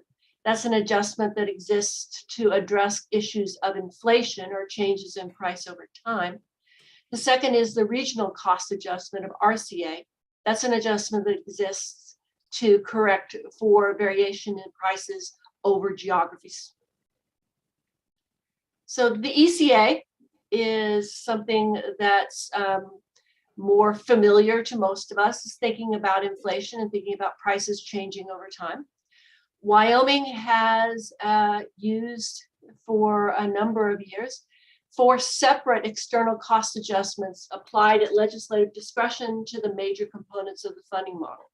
So there is a cost adjustment or an inflation adjustment for changes in professional staff, for changes in the cost of hiring non-professional staff, for changes in energy costs, and for changes in the cost of educational materials. There are 4 separate adjustments rather than a single adjustment because the price pattern of these various components of the school district purchasing bundle have been tracking very differently over time. Energy prices have been moving around substantially in ways that are not reflected in changes in the price of educational materials or changes in the price of personnel. So the funding formula has a very specific inflation adjustment for each of these major components of the funding model. And the application of an ECA ensures that districts continue to purchase the same level of real resources, even when the prices of those resources change from one year to the next. The 4 components of the funding model have very different importance to the revenues of various school districts, or the cost of operating various school districts. Professional staff represent about 69% of the outlays of school districts in the state of Wyoming. And therefore, the adjustment applied to professional staff has a bigger impact on the total revenue received by a district than, for example, the adjustment applied to the 3% of funding that is going to be going towards utilities. It's important to recognize that ECAs, or the external cost adjustments by design, really just hold things steady, that allow the purchasing power of school districts to be insulated from changes in prices over time. So if the baseline price estimates overstate the actual costs for one or more of the funding elements, then applying an ECA to those funding components simply perpetuates that overfunding. Similarly, if the model is underfunded, then applying an ECA keeps the underfunding from getting worse, but it doesn't correct for that underfunding. The ECA is essentially a tool for maintaining the real status quo in the school districts in Wyoming. In contrast, we have the Wyoming Regional Cost Adjustment, or RCA. But before I move on, does anybody have any questions about the ECAs as they're used in the Wyoming context? Any questions from the committee members? Looks like we're good to go. Excellent. So the regional cost adjustment is designed to address geographic differences in the price of the most important component to the school district budget, which is its personnel, its professional staff. So under the implementation of the regional cost adjustment in the state of Wyoming, each district's regional cost adjustment is a larger of either the Wyoming Cost of Living Index, averaged over the previous 3 years, the Wyoming Hedonic Index, which hasn't been updated since 2005, or a value of 100. The mean of the state average for the Wyoming Cost of Living Index is 100. Similarly, the state average for the Wyoming Hedonic Wage Index was set at 100 in 2005. So by making the decision to let the RCA be the greater of the Wyoming Cost of Living Index, the Wyoming Hedonic Wage Index circa 2005, or 100, when essentially is making the argument that there are no below average differences in the cost of operating for Wyoming school districts. It's a bit of a Lake Wobegon approach where all the districts are above average with respect to their cost of operations. It's important to remember that the RCA applies only to the salary components of the funding model. The 2022-23. Question here, Yes. Representative Summers. Mr. Chairman, and I guess my question is for Matt, as much as Dr. Taylor. The one, my recollection from being on the recalibrations is the reason we don't go below below one is based upon some Supreme Court decisions and the legislature's interpretation of that.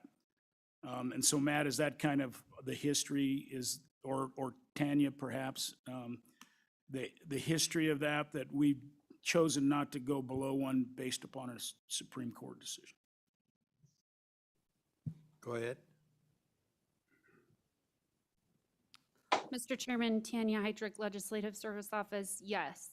The Supreme Court required that you have a baseline of 100 in the last Campbell case, Campbell 4 in 2018. 2008. Sir, if I may, the baseline of 100, it makes sense, but it's, as I understand it, and I'm not a lawyer, it's the state's decision whether to set that 100 at the mean or at the minimum or some proportion of the minimum, so that one could have an index starting at 100 and recalibrate it relative to any reference RCA the legislature chose to adopt. Follow up? Mr. Chairman, thank you, and thank you, Tanya, for that. And Dr. Taylor, you're correct. We can rebase at one if we wanted to do that. It's just it puts a lot more money into the system. Senator Rothfuss. Thanks, Mr. Chairman. And I believe it was about 17 million in the 2015 recalibration is what I recall the cost of the rebasing was for that alone, that aspect of the RCA alone. So you certainly can constitutionally do it, but it's one of the reasons why we continue to struggle with the RCAs. We've never been willing to kick in that extra $17 million. Yes. Thank you, Mr. Chairman. Dr. Taylor, just could you kind of remind the committee the components of the hedonic wage index? And I mean, obviously there's, locations to nearness to Yellowstone Park. Some of that gets criticized, but specifically, I'm wondering what percentage of the hedonic wage index is actually the WCLI and how that works in the updating piece. Thank you, Mr. Chairman. Yes, sir. I have some additional slides where I'd like to talk you through those pieces. But I think one important thing to recognize is that while the WCLI, as it was in 2005, was used to generate the initial estimates of the hedonic wage index, that component of the hedonic wage index has not been updated since. So the changes in the WCLI over time are not reflected in the Wyoming hedonic wage index. Okay, anyone else? Yeah. Thanks, Mr. Chairman. A quick question. And Dr. Taylor, I mean, I see on, I think it's slide 11, that you have the RCA ranging from 100 to 162, where we're going to kind of really talk about, I think, the Teton County. But I'm curious, what was the range below 100? But pardon me, the range below 100 with respect to which piece? So we know that districts that are below 100 choose 100 as their RCA, but I am curious what those numbers are that are below 100. We see going above to 162, or with the average being, with it being more common to be between 100 and 106. I am curious if the average that goes below 100 is like within those 6 points, or are we seeing a district that's 40 points below? Just to get a better handle on what that 100, where those districts are that are choosing the 100. Go ahead. Thank you. Appreciate the comment, Mr. Chairman, members of the committee. I don't have the full range of the WCLI in front of me, but my recollection is that it's only a range of about 89 or 90 to 100 and then up and beyond. So that there is a very narrow band in the WCLI around the 100 mark, and then you've got Teton as a bit of a sore thumb.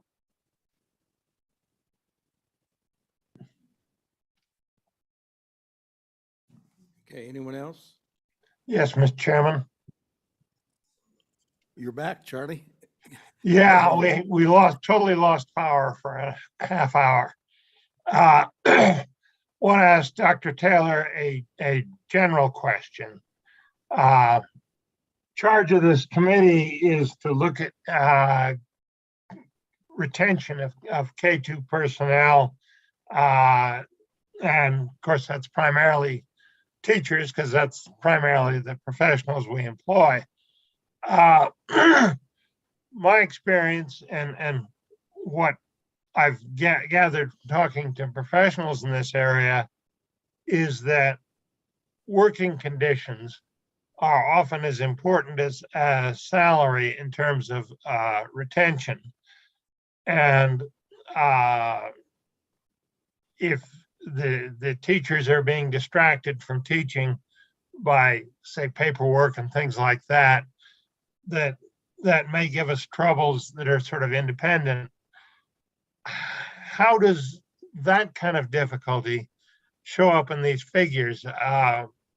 By focusing on the wage figures and on the various cost of living adjustments, are we just plain missing that whole working conditions component of what's going on, or did that show up here somehow?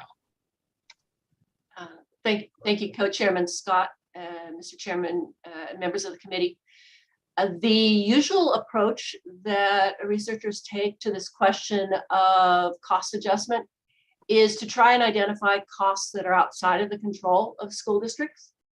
And the common practice has been to presume that if working conditions in a district are difficult because of policy choices a district makes, that's not necessarily a cost that is outside of their control. To a certain extent, it is a self-inflicted wound, and that it would be more appropriate to address that policy, that problem in their retention with a change in district policy rather than state funding.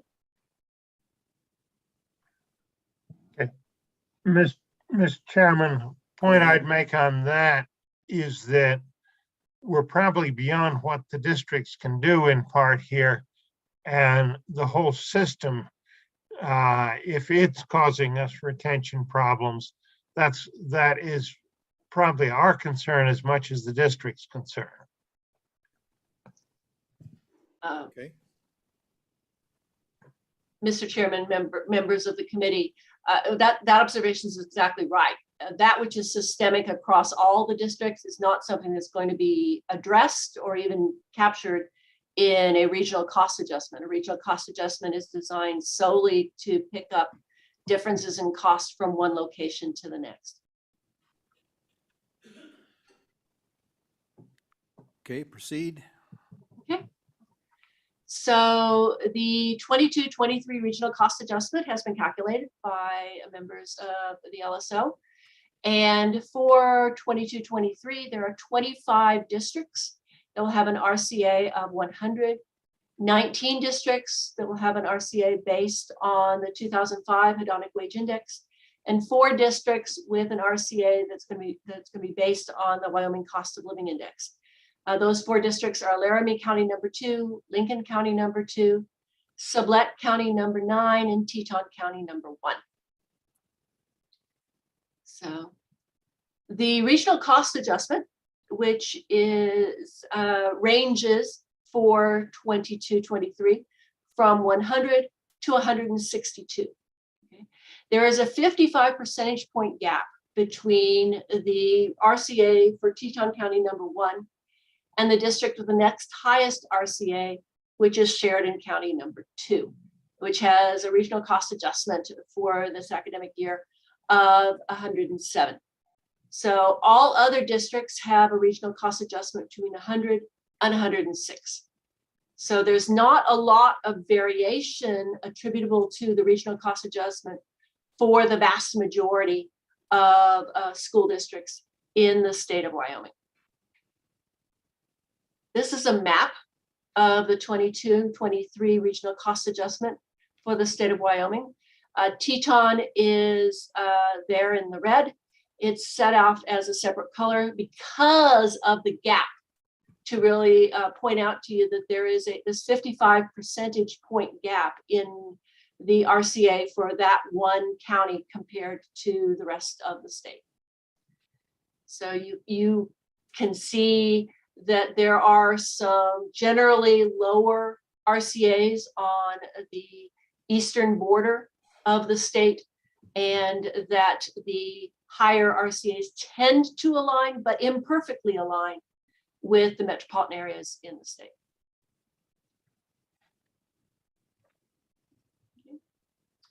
One of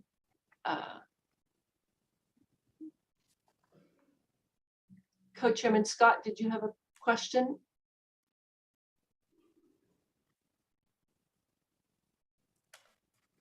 Okay. All right. It doesn't look like it. Okay. So one of the issues that is particularly well illustrated is to think about those 25 districts with a regional cost adjustment of 100. Okay. What we're essentially saying is in the funding model, they are treated as if their cost of hiring were the same, but their behavior suggests that their cost of hiring is actually very different.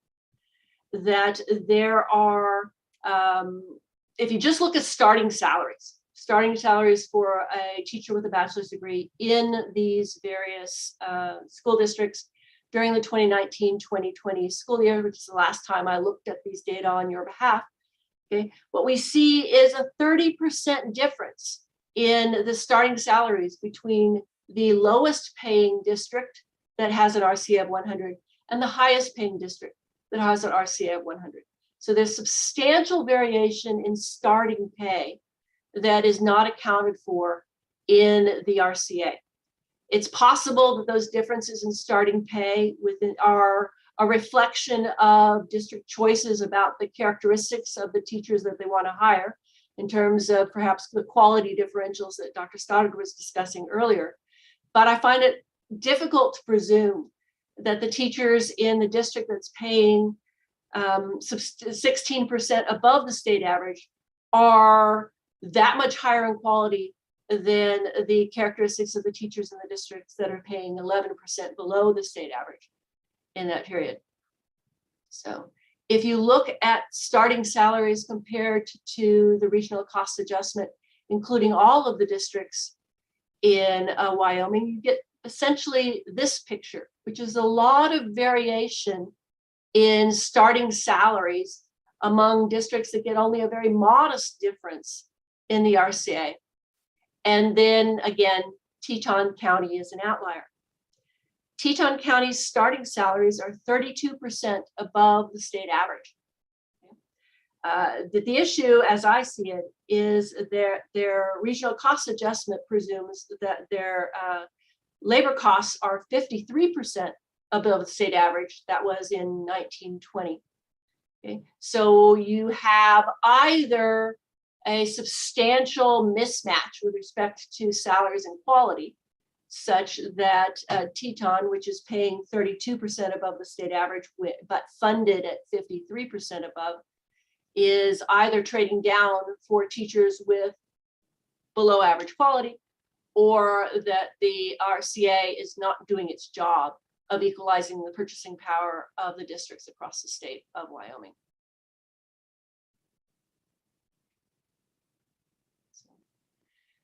The RCA is constructed as the greater of the WCLI, the hedonic, or 100.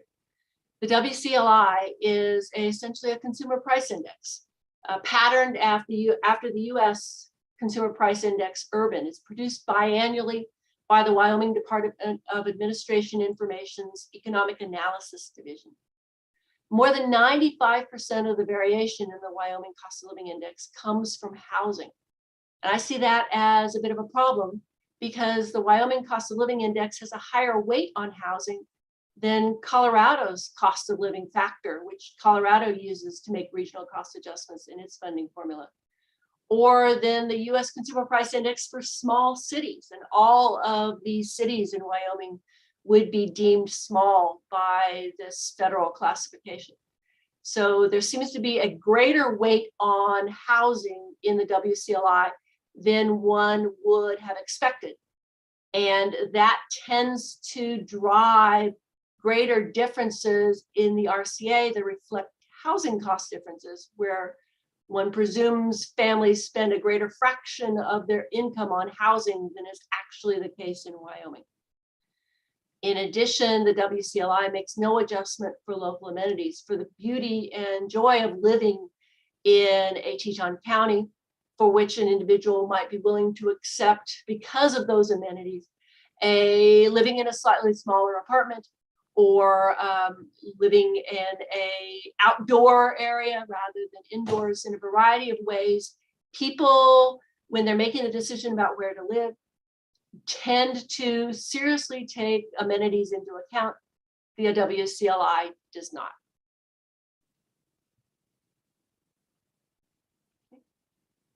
This is an illustration of the WCLI, and this helps me answer one of the questions that came earlier, which is that in the 2022-23 WCLI ranged from 85, or 15 percentage points below the state average, to 162, or 62 percentage points above the state average. So there's a lot of variation close to the state average, and then there's Teton. Okay, so the WCLI ranges for everybody but Teton County between 85% of the average and 105% of the state average.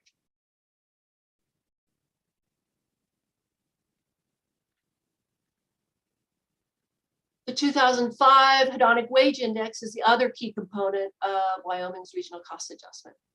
And it was constructed in 2005 based on a regression analysis of teacher-based salaries and other data from 2003-4 and 2004-5. Okay.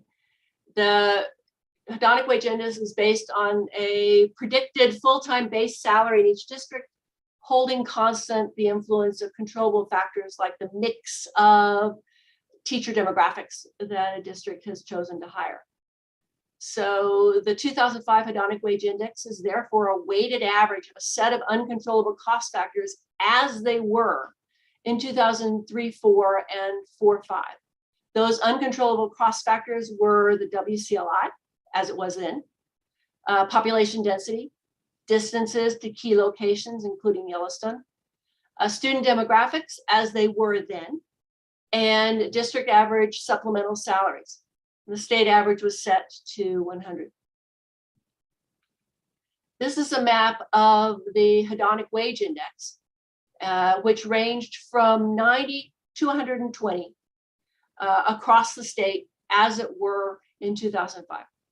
Now, clearly, the cost of living has been rising in lots of parts of the state, more rapidly in some parts of the state than others, and that would lead to a pulling apart of any updated hedonic wage index. You wouldn't expect to see as tight a range as you get from low to high with the 2005 hedonic wage index, but you would expect to see some substantial variation in labor costs from one part of the state to the next. I have measurement concerns about continuing to use the 2005 hedonic wage index, not the least of which is that a lot has changed in the state of Wyoming since 2005. And some of the hedonic wage index cost factors are problematic. The currently applied hedonic wage index is a function of whether or not the district paid supplemental pay back in 2005 and the average of that supplemental pay back in 2005. It's a function of the miles to Yellowstone National Park, which has stuck in the craw for some members of this committee for some time. And I have technical concerns about the estimation strategy used to develop the 2005 hedonic wage index.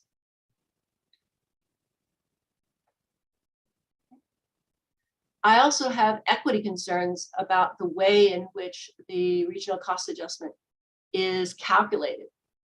Essentially, rounding up districts to the state average defeats much of the purpose of a regional cost adjustment. Because if one district has labor costs that are 5% higher than the other, then real resource equity requires it to receive greater funding than the other, whether or not they're both below the state average. So the WCLI, like any cost of living index, overstates the cost of hiring in locations that have attractive amenities. And the 2005 hedonic wage index is outdated and inaccurate. All of those concerns lead to an implication that the regional cost adjustment is not doing its job of equalizing the purchasing power of districts across the state of Wyoming. I was asked to comment on the regional cost adjustment strategies from other states. The hedonic wage index is frequently categorized as a teacher cost index, and that approach is being used in Alaska, Maine, and Maryland. It used to be used in Texas, but quite frankly, there hadn't been any updating to the hedonic wage index in Texas for more than 20 years, and the political support for that index disappeared as it became, on its face, impossible to argue that that index was still accurately reflecting regional differences in labor costs in the state of Texas. And so Texas no longer uses a teacher cost index as it did 5 years ago. The cost of living index, the WCLI is an example of one of those. The state of Colorado and the state of Washington both use cost of living indices to adjust their school funding formula. Then there's a comparable wage index, which is essentially using geographic differences in the wages paid to non-teachers as the best available measure of differences in labor costs from one location to the next. A comparable wage index is used in the school funding formulas for Florida, Massachusetts, Missouri, New Jersey, New York, and Virginia. It's also the strategy that's been used by the U.S. Department of Education's National Center for Education Statistics when making comparisons in real resources across districts nationwide. The index that the National Center for Education uses is called this Comparable Wage Index for Teachers, or SWIFT. It measures the local prevailing wage for college graduates who aren't educators. It's based on an analysis of the American Community Survey. And calculated relative to the state average, the SWIFT for Wyoming ranges from about 88 to 112. So there's a 4 percentage point gap between Teton County #1, which is there at the 112, and the districts with the next highest CWIFT or SWIFT, Sweetwater County #1 and Sweetwater County #2. So the comparable wage index for teachers is giving you a very different geographic pattern to labor costs in the state of Wyoming. This is an illustration of that index. Finally, my conclusions and recommendations are that cost adjustments like the ECA and the RCA enhance the equity of school funding formula. They equalize the purchasing power of school districts to allow them to buy the bundle of goods required in the funding model. There would be therefore substantial benefits to updating both the ECA and the RCA in the state of Wyoming.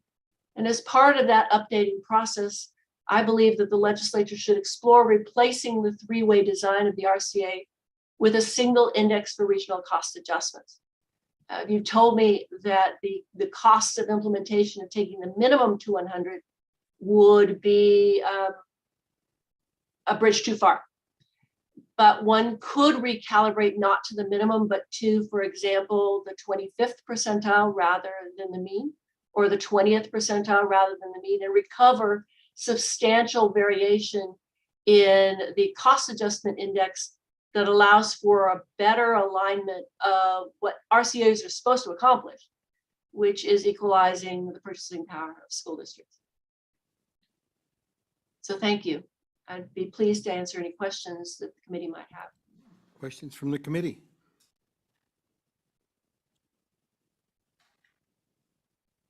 All right, thank you. Thank you very much. It looks like our next item is the overview of teacher preparation programs, and Dean Scott Thomas, I guess is next. Is he joining us? Oh, there he is. I was looking up at the screen to see where you were. Welcome.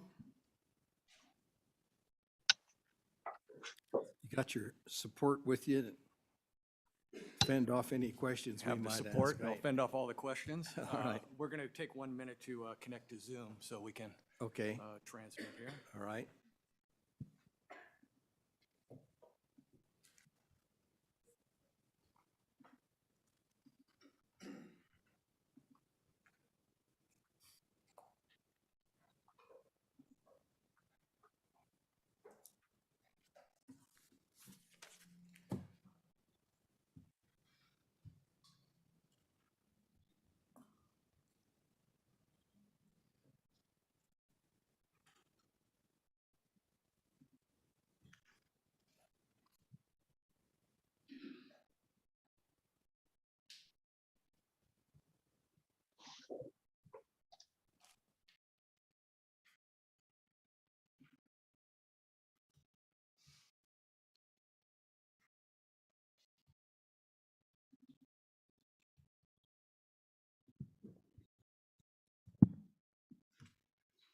Okay, looks like you're ready.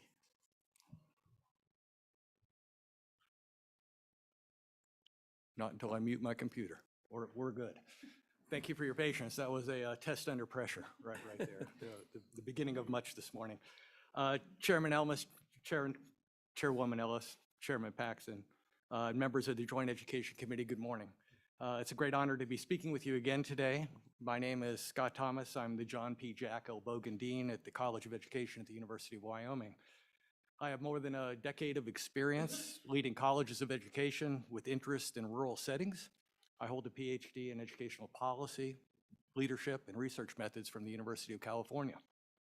I'm joined today by my colleagues, Dr. Leslie Rush, Dr. Mark Perkins, and Dr. Neil Theobald, as we are here to share our perspective on the crisis of Wyoming's teacher labor market. President Seidel joins us from the audience behind me as well. Each of my colleagues this morning brings a unique expertise to this consideration. Dr. Rush is the director of the Wyoming School-University Partnership and a professor in the School of Teacher Education at the University of Wyoming. The Wyoming School-University Partnership, as you know, is a statewide collaborative group of school districts, community colleges, the University of Wyoming, and state education organizations that are all working together to simultaneously improve teacher education and renew public schooling. Dr. Rush, an expert in English language arts and instructional methods for reading and writing instruction, taught high school for 12 years in California, Texas, and East Africa. She holds a PhD in reading education from the University of Georgia. Dr. Perkins is an assistant professor in the School of Counseling, Leadership, Advocacy, and Design at the University of Wyoming. Dr. Perkins is an assistant professor of educational research and has recently surveyed over 700 Wyoming teachers. Dr. Perkins earned a PhD at Colorado State University, came to the University of Wyoming in 2020 from Laramie County Community College, where he served as the director of institutional research there. He has 10 years of middle grade classroom experience in Colorado and Wyoming public schools. Dr. Theobald, executive professor of education, previously served as senior vice president of administration and interim president at the University of Wyoming. Dr. Theobald is currently conducting in-depth research on Wyoming labor markets and academic credentials as part of the Wyoming Educational Attainment Initiative and the college's work with the Wyoming Innovation Partnership. Among his leadership roles, Dr. Theobald served as the president of Temple University, during which time Temple improved its U.S. News ranking by 17 places, and as chief financial officer of Indiana University, leading Indiana to become one of only 8 public universities in America with a AAA bond rating. Dr. Theobald served as director of the Indiana Education Policy Center for almost a decade. He earned his PhD in educational finance at the University of Washington. In our brief time with you this morning, I will first walk the committee through our testimony. There are 3 parts to our presentation. First, we're going to share our assessment of the challenge, identifying the main drivers that we see from our perspective as the state's primary educator preparation program. I'll shorthand that at times this morning with EPP, Educator Preparation Program. Second, we're going to reframe the challenge in terms of what we are uniquely qualified to address at the University of Wyoming, offering 3 major avenues through which we may contribute to a solution to the labor market crisis. And third, we're going to offer a projection of our possible impact on the problem that we're wrestling with this morning. The 4 of us will then address any questions you may have about our analysis and the strategic direction that we lay out to address aspects of the Wyoming teacher labor market challenges that we're facing.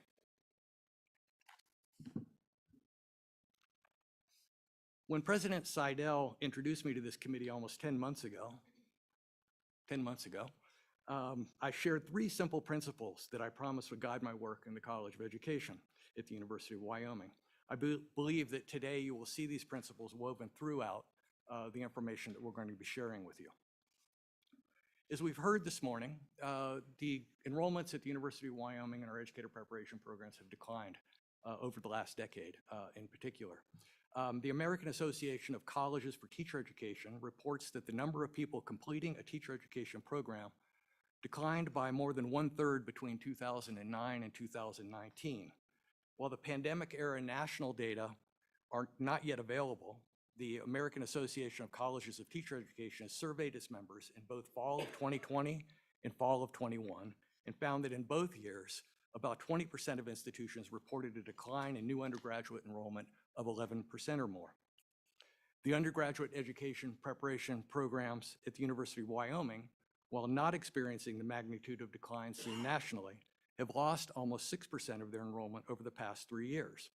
Enrollment in our graduate, our master's program, serving in-service teachers, has declined by about 2/3, signaling a combination of relevance, declining financial incentive, and competition from outside the state. We continue to improve and enhance investments in marketing and communications toward enrollment. I'd note that we're currently building a new marketing and recruitment template, with CTE being the focus of that template. That template would be extended to the remaining programs in the college as we refine and perfect that moving into the fall. On the other hand, we have experienced a surge in demand for enrollment in professional development. This is non-degree professional development generally, programming that we have not had the capacity to meet in the college, and we'll address some dimensions of that a little later in our presentation this morning. One thing that has not been presented this morning thus far is our school-aged population and growth that we might expect in the school-aged population that could be correlated with expectations about growth in the teacher labor market. The U.S. Census Bureau and projections by the Western Interstate Commission on Higher Education project a relatively flat PK through 12 enrollment in Wyoming through 2030, with hints of a decline shortly thereafter.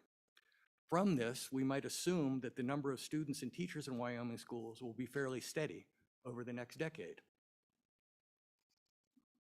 We have a teacher shortage, though.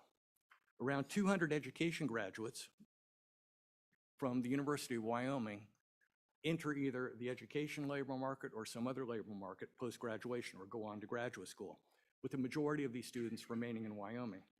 While many of our 200 graduates are absorbed by the Wyoming teacher workforce, the level of output represents a small fraction of the 825 or so openings across Wyoming annually. So that's 200 to 825. While almost 50% of Wyoming public school teachers hold a degree from the University of Wyoming, more than 1/2 of our teachers are degreed from institutions outside of Wyoming. So we have a shortage of teachers, but we're going to suggest that supply alone is not the problem today. So there are two pieces here. We have a slightly declining enrollment in the University of Wyoming output, graduates, if you will, and we have a steady state of K-12 enrollment, meaning that we don't expect an expansion of the teacher labor market in any significant way. This does not add up to the magnitude of the crisis that we're facing. So we suggest that the underlying problem is attrition. And I'm reading a little body language of the committee here, and we've modified some of the slides from what you saw in your pack, so I apologize if there's any confusion around that. We thought that this might better portray our particular perspective on this and the numbers that we're working with. So in this slide, let's use some round numbers based on actual Wyoming values. That's values of teachers and students, not our values and principles. If we use Professor Stoddard's 11% attrition rate overall, we lose about 825 FTE teachers on a base of 7,500 FTE teachers across the state. Almost 500 graduates from the University of Wyoming and other institutions are hired each year toward filling those 825 vacancies. That's the dark brown that you see in the bar on the screen. This leaves us with a chronic 325 teacher gap. And this is why we're all here today discussing this very important issue. The Big 13 is, I made that up, that's not an official name for this group, but the Big 13 supply more than 80% of the Wyoming teacher workforce. You can see the geographic distribution of these institutions on the slide that's on the screen at the moment. It should be no surprise that, as a rule, proximity matters, and border institutions tend to serve adjacent labor markets. The Big 13 represent all types of institutions: research universities, comprehensives, independent institutions, online institutions, and they come together to form a pool from which we draw teacher labor in Wyoming. Here's a more detailed accounting of the Big 13, and the table reveals more detail about each significant feeder to the Wyoming teacher labor market. The two anomalies in this table would probably be Valley City State in North Dakota and Western Governors University, and we note that both of those are online programs exclusively.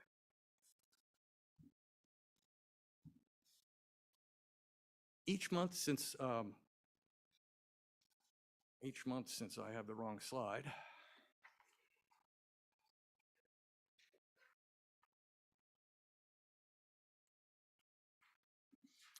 There we are. Each month since arriving last summer, I've downloaded jobs data from the Wyoming School Boards Association. And in this table, we show openings for teachers only. And we note that there are parallel considerations for bus drivers, custodians, librarians, teachers, assistants, and on and on and on. They're also very important in our work. We're focusing only on teachers this morning. We're showing openings for teachers by teaching area and by enrollments at UW. So if you go across the special education line at the top of this table, in March, there were 51 openings for special education teachers across Wyoming. In May, there were 49 openings. We have currently enrolled 57 students across all 4 years of our program at the University of Wyoming. So you could safely divide, let's say 60 by 4, and that's about 15 students a year. And you could pretty quickly come to the conclusion that that supply is not meeting the demand that exists and is durable across time in the state of Wyoming. I've also noted in the far right column what the trend in enrollment is at the University of Wyoming over the last 5 years. The takeaway here is that first, not all areas present the same demand. Second, that enrollments are not necessarily aligned with the market. And third, that enrollment trends show no clear response to demand by area. Looking only at the demand and the supply as represented by the job openings and our enrollments in our programs, this does not appear to be the well-functioning, stable market that we need in Wyoming. The Bureau of Labor Statistics projects that the highest demand occupations in areas that require certain degrees. We've pulled up here positions that require a bachelor's degree, and I know that there's some nuances about what's required to be a substitute teacher in Wyoming. Go with the bigger picture here for a moment. Here you see that at the baccalaureate level, education positions represent 4 of the top 10 job openings expected in Wyoming between 2020 and 2030. These projections are reflective of the crisis that we're facing in the education labor market. We feel that success in resolving the crisis would result in all 4 education areas either moving down the list or falling out of the top 10 entirely. Substitute teachers, sitting at the top of this list, points to another dimension of our challenge. We should be alarmed that substitute teachers play this big of a role in our economy and in our children's education. Our ambitions around student growth and achievement rest on our realizing a stable workforce in Wyoming. We've thought a lot about the challenge that we're facing, and we see 3 We can tempting- interrupt you for a Yes. second. I believe we have a question. Dean Thomas, on the substitute teachers, would you expect that to be something that would have been the case in, we'll say, 2019? I know that we're relying very, very, very heavily on substitutes over the past year and a half, 2 years because of COVID. So is that a short-term anomaly, or is that something that's going to be ongoing based on your expectations? Dr. Theobald? Mr. Chairman, Senator Rothfuss, you are correct. There has been a significant increase in the demand for substitute teachers, actually going before COVID, though. If you were to go back these are federal data for the state of Wyoming. If you were to go back 15 years, 20 years, these numbers for substitute teachers were a fraction of this. So that is a labor market that has grown astronomically in the last 15 to 20 years. Mr. Chairman?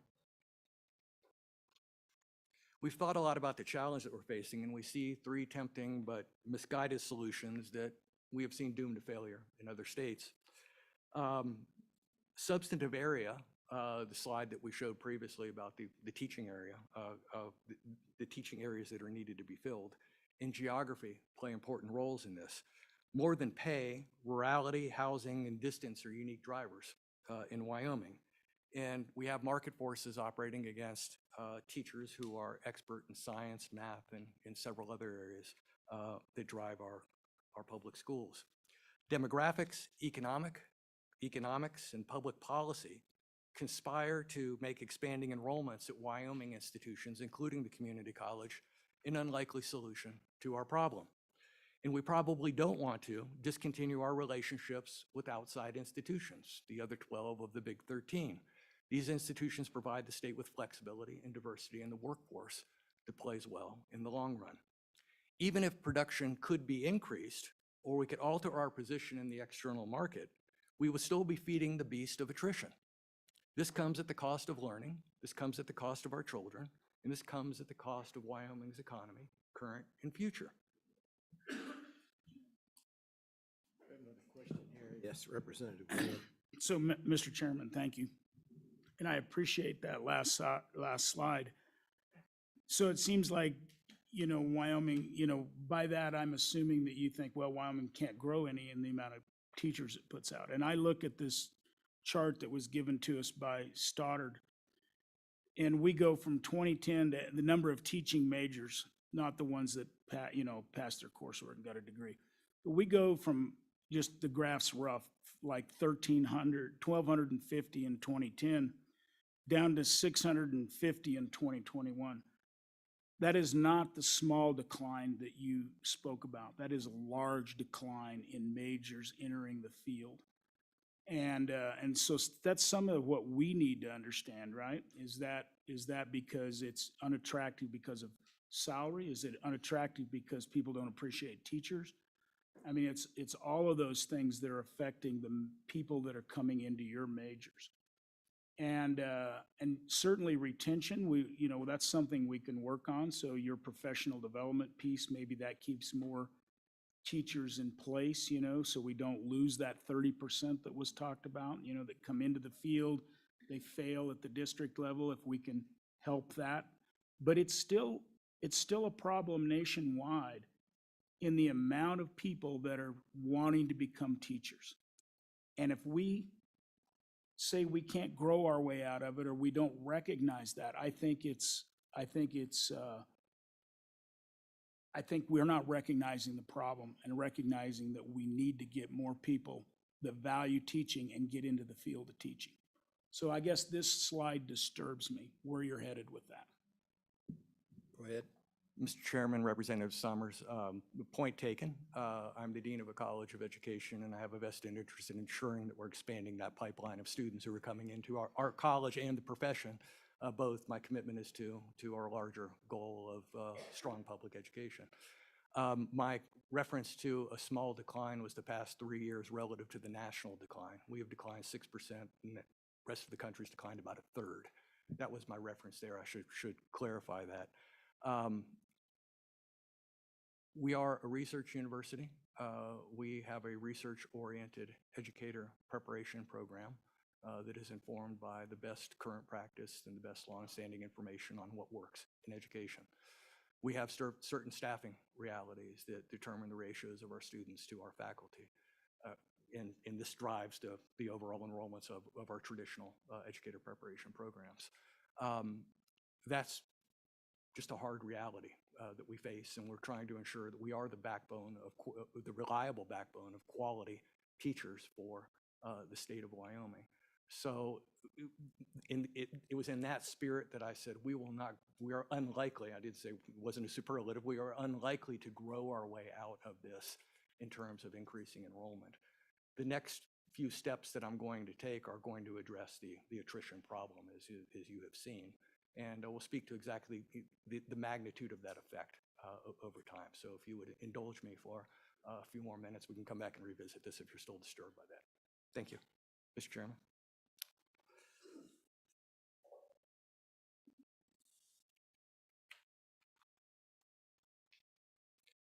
The surest way of addressing the crisis from our perspective, and again, we have only certain number of tools and levers available to us as a college of education.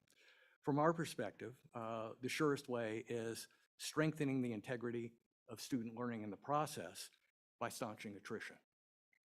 We have the tools to take a solid step in this direction.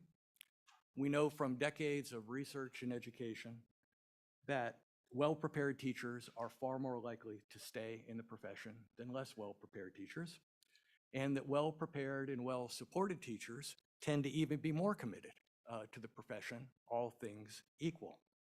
Addressing attrition as a first principle, also advances student learning through professional success of teachers. Go ahead. Dean Thomas, just curious, when you put in bold, well-supported, and you state well-supported, I'm curious what you mean, what the implication behind those statements are. Is that well-supported from a very granular picture at the school support method? Is that, from the principal? Is that superintendent? Is that all the way to the legislature? What do you mean by well-supported? Mr. Chairman, Representative Brown. Very good question. Our intent of well support is what we can do as a College of Education, what we can do at the University of Wyoming to support the professionals that are in the field, whether they are our graduates or not. What role do we have as a college in the field? All those other supports, they certainly come into play, and they're reflected in the research, but our particular focus is on what we can do as a college and university. Thank you, Mr. Chairman.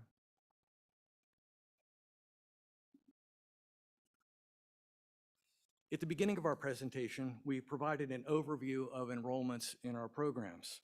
And this is typically the way that colleges and universities think about success. I believe I have the president sitting over my right shoulder here, and I am reminded if my programs have strong enrollments or not so strong enrollments, and we make adjustments according to that. While we can't ignore enrollment as an indicator of program strength, we are right now turning this around to focus on the professional rather than the program. This is a shift from being a program-centric model to a career-centric model that's built on action on the arc of an educator's career. There are three main features of this approach. First, we continue to strengthen our traditional research-based undergraduate education program. There are two high leverage areas in which we will do that. First, we are continuing to enhance the field experiences. These are practical student teaching, and also offering the highest quality mentoring and supervision in those programs. And we continue a development of our outcomes-based assessment and continuous improvement across all of our programs. The Wyoming School-University Partnership, of which Dr. Rush is the director, plays an essential role in connecting our programs at the University of Wyoming and the community colleges to our districts and schools across the state. Second, we introduced the Wyoming Teacher Mentor Course, an initiative to provide uniformly high level of supervision and mentoring for new teachers navigating the induction period in their career. This is typically the first 2 to 3 years of their career. Third, we're moving into the realm of competency-based professional development through our Master Educator Competency Program. Here's the idea in a picture. So in this picture, you have, this is a traditional pathway into the profession. You have your undergraduate education programs in Wyoming in the gray box down on the bottom left. The horizontal axis would be time. The vertical axis would be skill, if you would conceptualize it that way. Students graduate from our programs. They become novice teachers. They receive some in-service support from the school. Representative Brown, to your point, from the school, from the university, from professionals across their fields. They become early career teachers. They receive professional development support, perhaps from the university, perhaps from other sources, mid-career teachers, and on and on and on. Eventually, you're going to wind up at the master teacher. And we'd like to turn this around and create a recognition that we're really not in the business of producing novice teachers. We're in the business of producing master teachers. And that's the direction that we want this to take. This is what might currently be happening. So if we back up to that idea, you see you have a steeper line. Come to what's currently happening. You see a lower arc of skill. You see novice teachers who do not thrive, and they're more likely to leave the profession. You see mid-career teachers reach a mid-career place where there's not a lot of continued incentive for engaging at the level that our schools and our students are requiring, and they will leave before achieving that master teacher designation. What we're proposing is incorporating a mentoring core that would serve both our undergraduates who are in their field experiences across the state and our graduates who are navigating that very, very difficult first few years of the profession. We're also bringing into play what we're calling the Master Educator Competency Program at mid-career to provide competency-based professional development for all teachers across the state.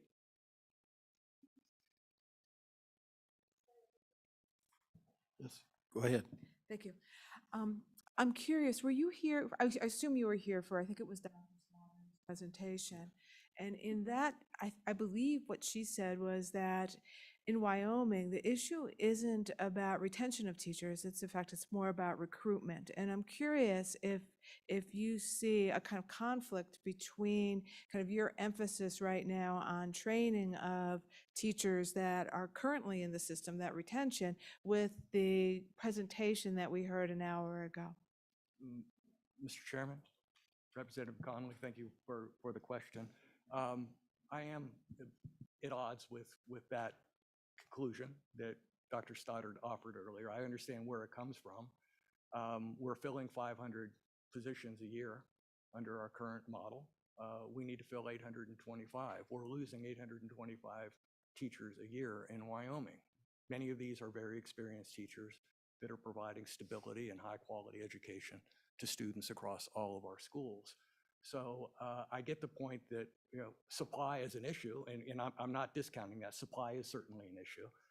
And if you will stick with me for a little bit here, I'll come back to that and talk about how we might meaningfully address, how we might meaningfully rethink what we mean in terms of the supply that we need for Wyoming schools. Thank you, Mr. Chair, and just as a follow-up, and ultimately I'll be interested in the policy implications of your recommendations versus Dr. Stoddard's. Yes. Thank you, Mr. Chairman.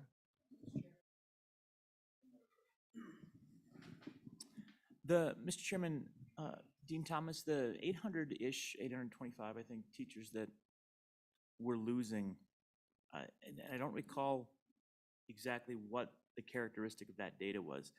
Could that include a teacher that leaves a position in one district, that counts as a loss, but then simply goes to another district and fills that slot? So could those be transient loss, or is that departing the field? I don't recall the nature of that data. I'm going to ask Dr. Theobald to speak to that. He's been working with these data, and it's a great question, Senator Rothfuss. I'm sorry, Mr. Chairman. Go ahead. Mr. Chairman, Senator Rothfuss, you are correct. It is the sum of people who leave and do not remain teaching in Wyoming and those that transfer across districts. So leaving Albany County, going to Laramie County would create an opening at the district level, because obviously Albany County will need to replace the teacher. There is an opening, but across the state, it's obviously nets out to zero because you lost one, but you gained one. But these data are the district level openings that exist. Mr. Chairman? Go ahead. Then, that being the case, wouldn't that overstate the number that we need to fill? If, for example, of, let's say it's 800 just for round numbers, if 4 of them are transient, then we would only need to fill 400, because you'd basically have an opening, you'd plop one over. As a matter of fact, you could probably come up with a circumstance where it was even more complicated than that, because you could have 100 openings, 99 people transferring or something along those lines, and every one of them could be filled. That would still count as 100. So do we have strong data on departure from industry, departure from teaching profession? It seems to me that that's specifically the number that we need to be tackling rather than this full 800. And so when we go back to the figure, I wonder what the figure would look like if we were looking at, I mean, retirements are a great example. Retirements are out. We need to replace 100% of retirements with a new influx. And I think we have that data. We don't have it in these slides, but what are your thoughts on that characterization? Mr. Chairman, Senator Rothfuss, the data, the federal data are exactly what you described. So when we say we need, I don't have the slide in front of me, 200 elementary teachers, I'll make up a number. That is net of transfer. So it's exactly what you're talking about. So if you were to sum those numbers, you're correct, you get something along the lines of 450 at the state level that we need to add to the pool. What Dean Thomas is referring to is how many openings do school districts need to fill. Excellent, thank you. So the 400 to 450, which I agree, that was roughly the sum of the aggregate of those, would be more what we explicitly need to tackle through new trained teachers with the Big 13 in consideration. And where are we producing on that right now? It seems like if we were around 300 short, we've just accounted for around 300 through new placements. It almost seems like there's a balance as we're going right now. Right. Mr. Chairman, thank you. Senator Rothfuss, I'll follow up with you on that. There is an internal analysis that we have done and will share. So summarizing the shift in the way that we're thinking about our program, actually we're beyond thinking, we're in action on these. We're investing in enhancements in our pre-service apprenticeship experience across all of our University of Wyoming educator preparation programs. We're providing expert support for all teachers, not just University of Wyoming graduates, across the in-service induction period through our Wyoming Mentor Teacher Corps. Providing collaboratively developed, competency-based professional development for all teachers, not just University of Wyoming graduates, that lead to professional degrees through our Master Educator Competency Program.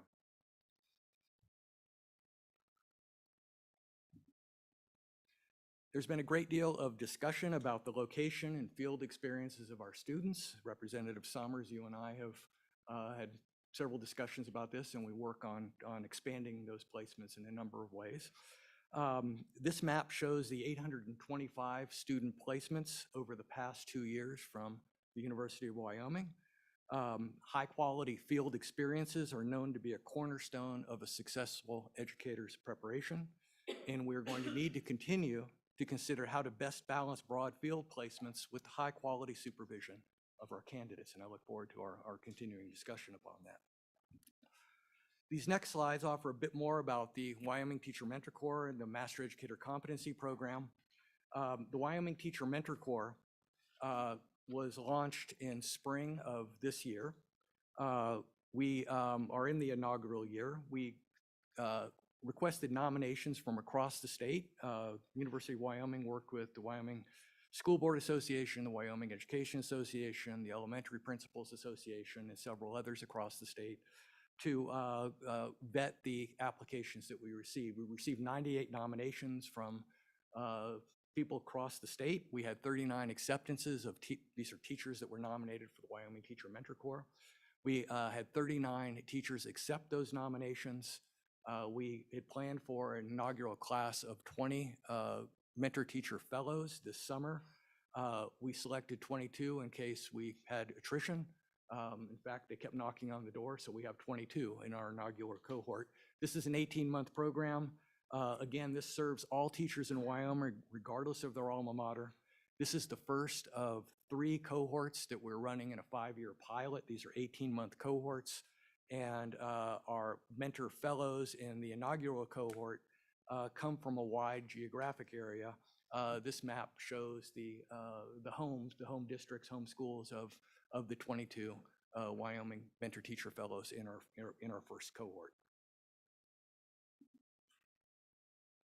The Master Educator Competency Program is really turning things on its ear. We're focusing this on professional development of in-service teachers. We are focusing on competencies, not time and seat. I like to say that time is a terrible measure of learning. And this is where the competencies really come into play for us. This requires professionals to concretely demonstrate knowledge and their skills and abilities without requiring them to sit through your traditional courses. The competencies that we're focused on in this pilot phase, we're developing 8 competencies this calendar year. We'll have these in the field by spring of 2023. The competencies we identify are being identified through about a dozen community meetings with people who are interested in educational well-being of their area. We're asking educators, we'll be asking members of this committee, we'll be asking parents what the biggest problems, the challenges that they're facing within their local environments. We'll come back to the communities with what we heard, we'll share that, we'll make sure that we're on the same page, and from that we will pull 2 or 3 competencies that we might speak to through programming at the University of Wyoming through this competency-based model. We hope to be also working with the Wyoming Department of Education to identify 3 statewide competencies that every master teacher in Wyoming should be able to demonstrate mastery of as they make their way across their career. So between our locally developed competencies by working with communities and statewide competencies by working with our partners in the Wyoming Department of Education and other interests at the state level, we hope to have a pretty robust and very different type of offering by spring of 2023. This will be world-class, it will be online, it will be adaptive learning, it will engage artificial intelligence, it will allow teachers to earn continuing education units, potentially graduate credit, and eventually professional degrees, and they'll be receiving expert support from our College of Education faculty and staff and others that are going to be enlisted in this effort. Again, we expect that this will be in place by spring of 2023. We'll have 8 competencies that we're bringing back to the Board of Trustees at the University of Wyoming to demonstrate what we will call proof of concept in this first phase.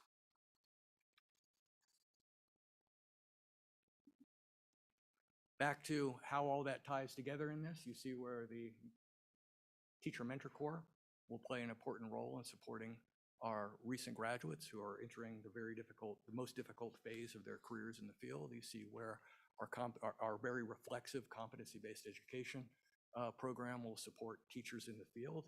And we believe that this will translate into teachers who are feeling better prepared, into teachers who are feeling and being able to demonstrate that they are more effective, and into teachers who are feeling that they are supported from the University of Wyoming and from their colleagues across the state. Our hypothesis, if you will, about this is that by valuing educators as professionals, we're hearing this over and over. Dr. Perkins has done a pretty thorough questioning of 700 teachers across the state over the last few months. We know that our educators are feeling beaten down. They're feeling that their work has been deprofessionalized. We're trying to re-professionalize their work through the efforts that we're describing this morning. We're taking those teachers and we're weaving their expertise back into our programs at the University of Wyoming. These teachers bring a tremendous amount of knowledge and experience that will help us improve our programs at the University of Wyoming and help improve the next generation of educators that are coming out of our programs.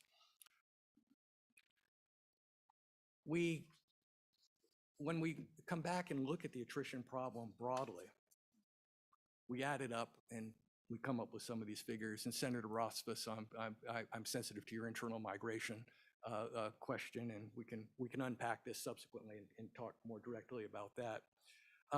Here we found that if we were to reduce attrition by about 1/3, we would not have the 325 teacher gap that we are facing as a durable challenge in this labor market. The supply capacity is about 500 new teachers. Again, that's the brown bar. Those 500 teachers, again, a reminder, and Senator Rothfuss, I'll modify this statement. Those 500 teachers come from other schools. They come from the University of Wyoming, and they come from institutions that are outside the state. There's a stasis of a stable 500 that we're able to tap each year, again, on a base of about 7,500 FTE teachers. As you work across this, the first bar on the left is the status quo, is where we are. You saw this in an earlier slide. If we were to reduce attrition by 10%, and I'm using Professor Stoddard's 11% attrition rate, which was a conservative rate in the slides from her presentation earlier this morning. If we reduced from our 11% rate to 9.9%, that's a 10% decrease in attrition. We moved the 825 leaving to 743. That translates into 243 teacher gap. If you reduce it by 25%, you move us from 11% to 8.25% attrition. And we lose 619 teachers a year. And that realizes 119 teacher gap. So we're squeezing that gap of the positions that we're unable to fill. If we could cut attrition in half, we more than close the gap, and we actually have an 88 teacher surplus in our labor market. Representative Conley, this shifts us back to supply. If we were to reach a situation like that, we could then focus on being more selective with our teachers and being more deliberate about the characteristics that we're looking for in the teachers that we're hiring for our Wyoming schools. So reducing attrition and working with the system as it's currently balanced around a supply capacity of about 500 would allow us to approach staffing our schools in a very, very different way than the one that we're talking about right now. So in closing, we've shared our assessment of the challenge. We've identified the main drivers that we see from our perspective as the state's primary educator preparation program. We've reframed the challenge in terms of things that we're uniquely qualified to address by offering three initiatives, three major avenues through which we might meaningfully contribute to a solution. And we've offered a series of projections based on the outcomes of our possible impact on the problem. Thank you, and we'd be happy to answer your questions. Questions from the committee? Yes, Representative Conley. And Dean, I am very curious about your presentation in relationship to some of the other data that we've heard. And so would it be fair to summarize it as you really want to reconfigure professional development for teachers, and in particular for teachers in their early years? And then I'm going to ask you a second part of it is, have you talked with districts? Have you talked with principals? All of that. Mr. Chairman. Thank you. Representative Conley. Director Rush, I'd like you to, if you would just share a little bit about work of the school-university partnership, our connections with districts and with schools around needs that they have, and how what we're outlining there might address that. Representative Conley, I believe that gets at the heart of your question. Go ahead. Thank you, Chairman Paxton and Representative Connolly. So the Wyoming School University Partnership, representing a diverse group of school districts, and as well as the College of Education and the College of Arts and Sciences, as well as community colleges and others. One of the things that we regularly do is seek feedback from school districts regarding the kinds of work that the partnership can take on. And so I would say that the way the proposal for this professional development work is aimed at getting both a statewide and a local perception of what are the needs currently in place for professional development. And I put that in contrast with the work that we have done as a college in terms of our current, say for example, our current master's degree program, which is focused on providing professional development for teachers, but which has seen decreases in enrollment over the last few years. And so I guess I think that's one part of answering your question, is thinking about the proposal for how to collect information about the needs from the districts. And I think the partnership will have a pretty strong role to play in collecting that information. And then the college will be responsible for developing the instructional experiences that will help teachers develop those competencies. I hope that gets it. Yep. Okay. Representative Summers. Oh, go ahead. Mr. Chairman, Representative Connolly, I believe the plan that the dean has laid out here is wholly consistent with Professor Stoddard's results. The difference is the emphasis. If we look at, I've been doing research on teacher labor markets for 35 years. If we look at what we have learned over that lengthy period of time, it is that who's in front of the classroom is by far the most important thing. We can put all kinds of things around that individual, but who is teaching our students is the primary determinant of the learning experience those kids will have. So if we look at entry or retaining teachers, the area at which we have much more knowledge of their effectiveness is once they're into the teaching profession. We can say, okay, we'll have the right salaries and we'll make this marketing effort to get new people in, but it's really a dull tool we're using to identify effective teachers. Once someone is in the classroom and people can observe them and evaluate their work, then we know exactly who are the most effective teachers. And so the focus here is on not just staffing our classrooms, but staffing our classrooms with effective teachers, getting to that quality element that's come up quite often here. So that's why the focus is more on retention than it is recruitment, because we are primarily focused on who it is in front of that classroom, not just making sure there is someone in front of that classroom. Does that make sense? Representative Summers. Mr. Chairman, thank you. And I do really applaud your effort on this mentoring. And I think it's really critical that we do keep those teachers in place that are hired. And I'm going back to Stoddard's numbers, and I look at how much of a fall there was in enrollment in teaching degrees for the University of Wyoming between 2010 and 2021. And then I look at the degrees, how many, the number of degrees that were issued. And that's a flatter line, right? It's a flatter line, which means that you all are, and it's actually remarkable. In like 2015, the number of graduates, it stops the falling and it tapers off. So yes, retention is one thing, but retention is two things, right? Retention is not only retaining that teacher, but it's retaining that student in your teacher prep program as well, right? And it looks like you're making some headway on that, which is good. But, in the end, this apprenticeship idea that's going on, I think is an excellent idea. If we want to keep teachers in Wyoming, it's the kid that grew up in Wyoming.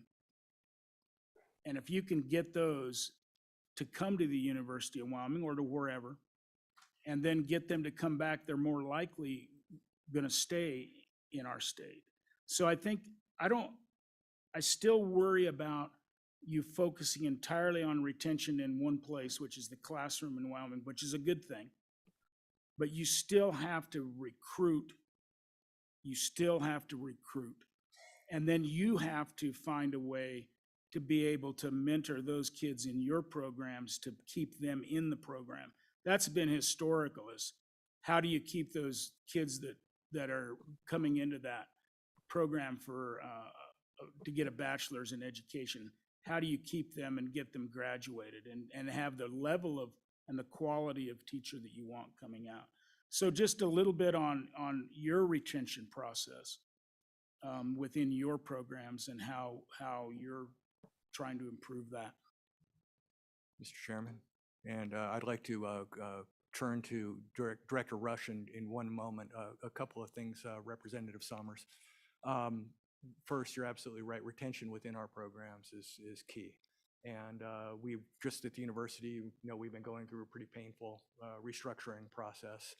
We've taken advantage of that restructuring process within the College of Education. We will be coming out of this with an Office of Student Success that is very much a wraparound student support system that will better ensure our degree completion, ideally 4-year degree completion, in ways that we can track and more deliberately support through things that we know that work in educator preparation programs. I spoke in the presentation about the emphasis on the field experiences and making sure that our students are having high quality, well-supported field experiences as part of that. That too would be a piece of this. And then I would say finally that please do not confuse what we're presenting to you today with this is the solution. This is one part of the bigger solution, and everything that we've heard up to this point certainly plays a vital role. These are the things we feel that the surfaces we feel we have our hand on as a College of Education that will contribute importantly to this. Mr. Chairman, if I may redirect to Dr. Rush. Thank you, Chairman Paxton, Representative Summers. I did just want to add one piece of historical information, being the person on this panel who's been in the College of Education for the last 20 years. So looking at those data that you referred to in terms of the fall in enrollment starting sort of around 2012, I think, I can't remember the exact date. So beginning in 2013, the College of Education instituted a new admissions policy for students in our undergraduate programs that said that any student who was admitted to the university on a provisional basis could not be directly admitted to the College of Education until they had one semester of coursework with a 2.75 GPA. So we did see, and I was an administrator in the college shortly after that decision was made, we did see a fall off in our enrollment initially that was pretty steep. And then, as you noted, it has sort of flattened out. I attribute that to a stronger retention based on more qualified students being initially admitted, or then, like, as I used to refer to it, sort of the side door admission, where they could come to UW, be admitted to the university, show that they were capable of doing university level work, and then be admitted into the college as a full student with no issues after that. So just as a point of information on that. In my experience, school principals play a key role in a lot of this because they're the ones that do the hiring and most of the time. They mentor teachers and they set the school climate. And so I'm wondering if you have given any thought on your principal prep program of things that you can do to help those principals.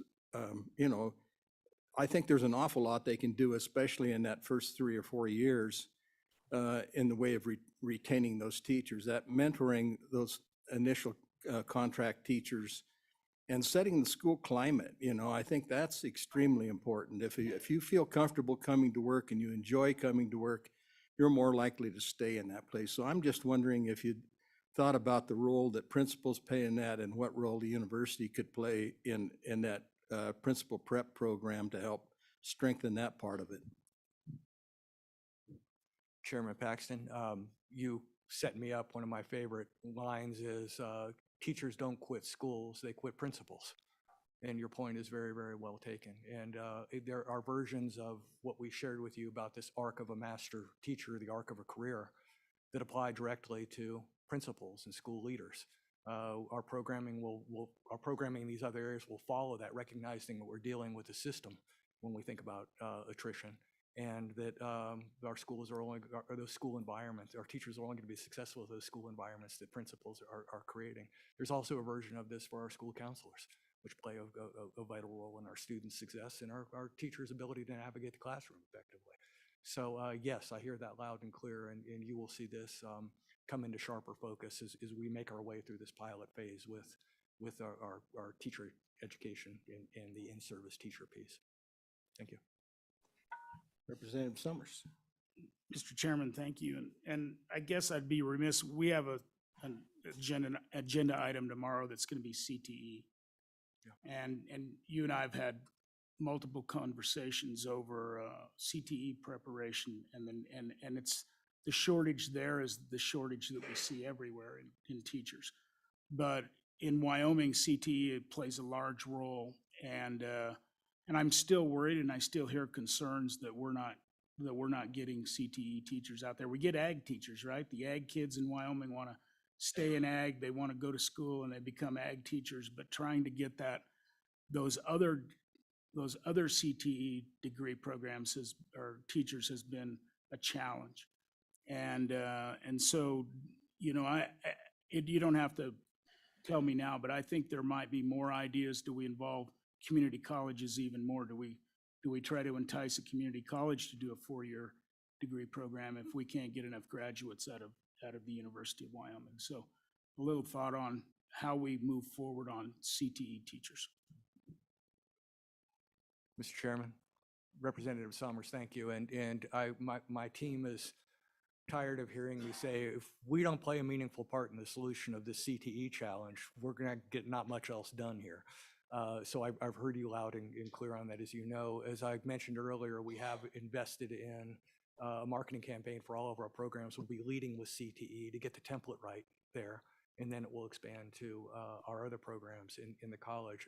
Part of that marketing program is marketing with our colleagues at the community colleges, marketing with different actors within the community colleges that may have more or less of an awareness of what we're doing at the University of Wyoming. We have fantastic CTE educator preparation program at the University of Wyoming. The enrollments are not following that. So we're going to do everything we can to get our word out on that.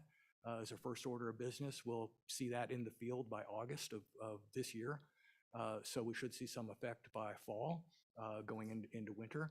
The other part of it is that as we make our way around the state, working with communities to identify competencies for the Master Educator Competency Program, we have involved our CTE group here in Casper in that work, and I expect that some of these early competencies will be around career and technical education. So loud and clear, we're on it, and we do everything we can to address that along with everything else.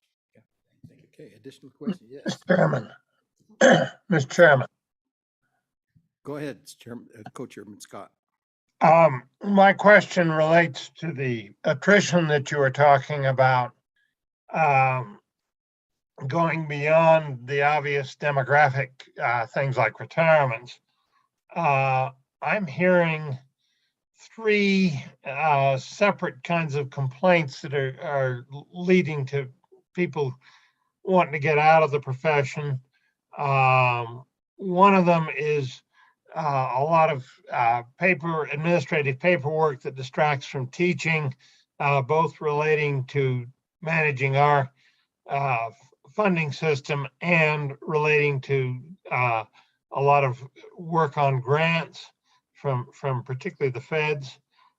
Second complaint I'm hearing is that our standards for what we're teaching are so rigid that there isn't the creativity that a teacher needs to really get to the students. There isn't the opportunity for that.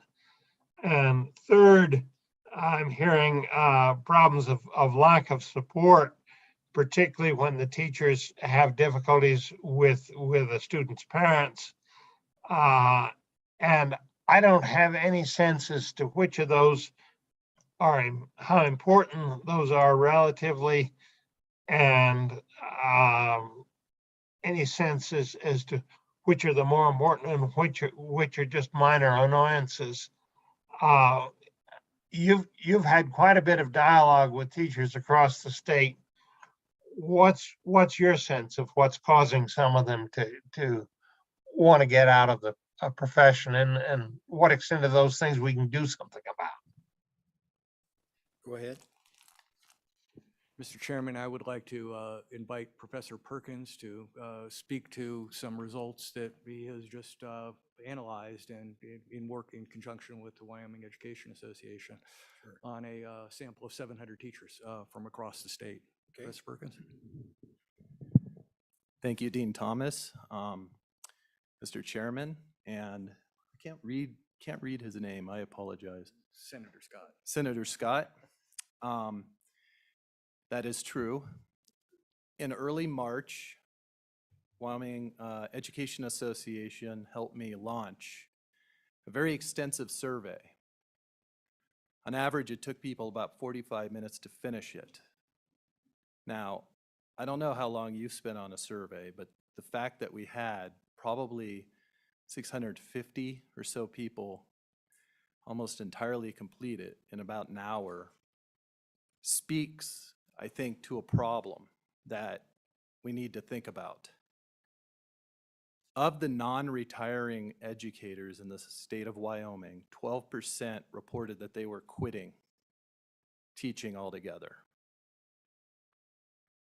However, when asked if I could, I would quit, but I choose to stay for financial or other reasons, 65% agreed or strongly agreed.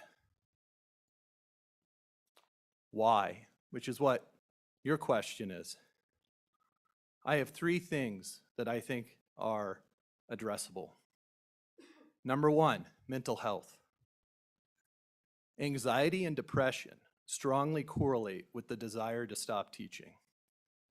And I think COVID effects speak to that. Number two, community and professional support. Teachers who felt, to get with what Representative Summers mentioned about principals, teachers who felt supported within their buildings and by the outside community were less likely to report wanting to quit. Third, overassessment. almost 90% of teachers agree or strongly agree with the statement that assessment does not help student learning. In fact, so many teachers agree with that statement, you cannot distinguish between those who want to quit and those who want to stay. Meaning that teachers who want to stay still don't see the value. So perhaps a parsimonious and efficient system of assessment. We obviously don't want to stop measuring learning. So I have a lot more data to crunch because I only got the results. I am releasing a report with Wyoming Education Association tomorrow. It includes an interactive dashboard as well. Representative Neiman, I'm trying to look at you. Nyman, is it Nyman? You asked, did anybody actually ask teachers? Yes, we did. The thing about longitudinal data, and I agree with Dr. Stoddard, is it's very predictive when everything remains constant. Things are not the same right now as they were when those data were collected. And even if teachers stay, do you want your child to be in the classroom of one of the 65% who would leave if they could? And so those, I think the community support and mental health support, those are the two things that we could work on for our teachers. And I'll hopefully have more as I dig in. Thank you very much. I think Senator Ellis was next. Thank you, Mr. Co-Chairman. I have about 3 questions. One, to just address some kind of shifts in generations. We often hear about the new generation coming up. It's becoming less likely that someone graduating from college today is going to start a career and going to grind it out in that same profession for 30 years. There's more tendency to want to explore, bounce around. I don't see how teaching is any different from that. So just curious to know how, if you've talked about that and kind of where you land on just that phenomenon or change in our culture. Second, a few years ago, Representative Connolly and Representative Halverson came together and they asked for a gender wage gap study in Wyoming. And I remember looking at that study and thinking it was pretty interesting. One of the metrics, and of course now I want to pull up some numbers, talked about the fact that kindergarten teachers, 95% are women, elementary school teachers, 85% are women. Middle school, it starts leveling it out, 60% are women, and by high school, then you're at 53% female, then the rest male, so about 50-50 at the high school level. But when you look at education administrators, where the top 6-figure jobs are, then you have 32% are women, 65% are men.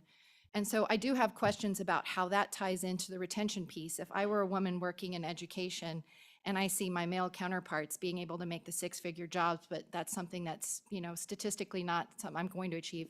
I'm happy we've got one of our female superintendents here, but when this came out, there were very few. I'm curious to know how you've looked at gender in some of this and, the ability or desire for people to want to stay in education based on some of those gender considerations. And then the last piece of it is with community colleges, how many, and I don't expect you to have these numbers now, but how many of your graduates from the University of Wyoming in whatever teaching degree started at a community college and then finished at UW? I would like to know those numbers. If you have them, I'd like that. And if not, then later on. But those are my questions. Thank you.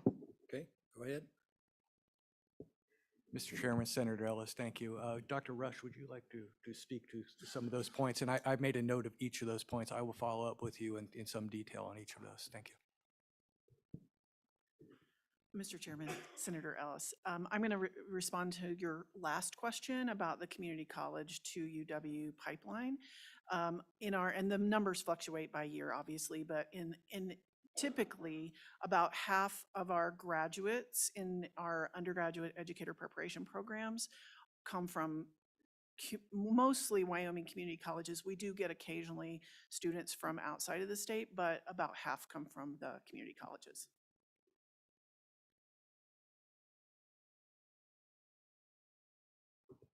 Mr. Chairman, Senator Ellis, on the transience of the next generation, I'm not going to indulge the committee's time and in my thinking out loud about that. It's a crucial reality that we seem to be facing. I say we seem to be facing because we're speculating about the future of this generation. We're seeing it manifest in college student behaviors in a variety of ways. It's certainly on the forefront of my mind. It comes back in some ways to what may be, which is almost certainly an imperfect, but addressable approach to this. And it's dealing with student success with the students that we have. So when I responded to Representative Sommers about the retention question of our students, that's retention in our programs, but it's also setting them up to understand that they could have assuming that this is desired, a stable and rewarding career in the field of education. And I'm sure if you had an economist or an art historian or a sociologist sitting up here, they would tell you how different economists, art historians, and sociologists were, and they're in the field for the passion of the field. But I think educators are a bit different. They're more proximate in terms of their geographic connections to where they would like to work.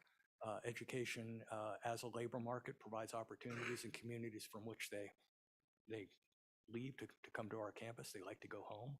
So I think that there are some important differences that we can play on that might mitigate the reality that we may face about that transient market in the future.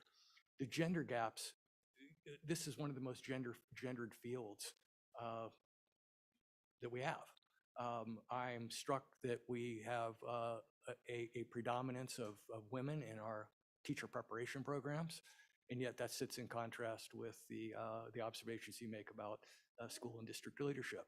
I am a man speaking to you as the Dean of a College of Education. I get this.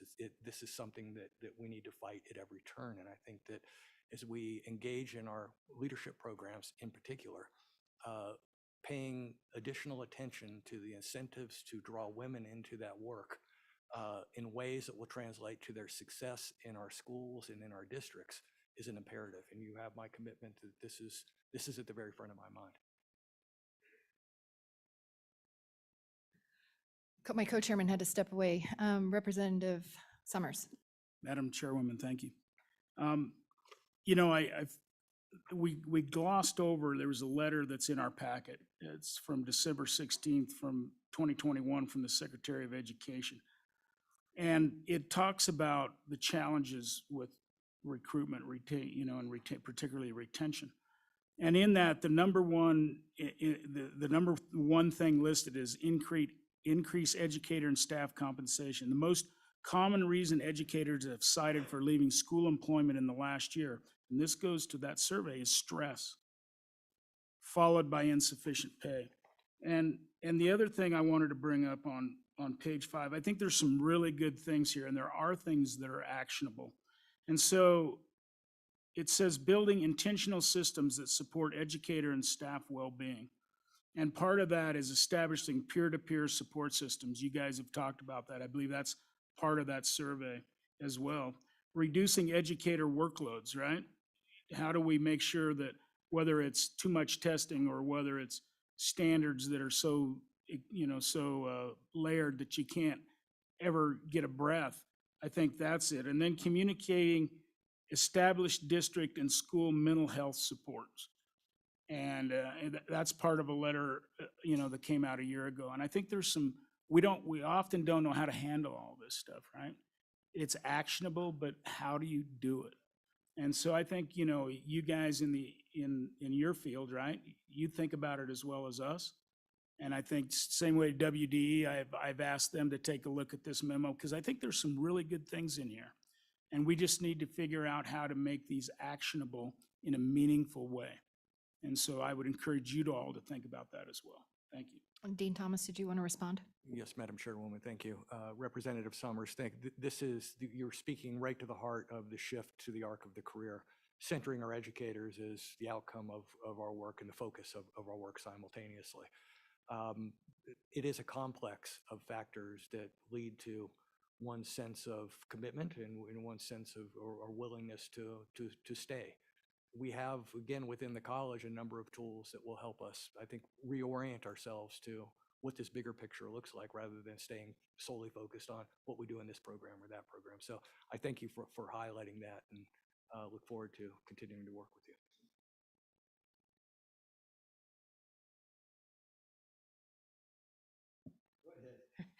Thanks, Mr. Chairman. And I too wanted to follow up on actually the question that, in the comments of Representative Summers, and go back to, I forget, Dr. Perkins, that's okay. Dr. Perkins, when you gave us the data regarding teachers who would leave the profession if they could, that was pretty startling and stark. And the number one issue you talked about was, or that the respondents illustrated, was mental health issues, depression, anxiety. And it was interesting to me that on this committee, we have talked about that issue in relation to students and the block grant and the need perhaps for kind of additional line items in the block grant regarding student support services. But we haven't talked about it in terms of teachers. And so again, kind of I'm curious if you drilled down at all in that question to get a better understanding of the solutions that Representative Summers was just asking for.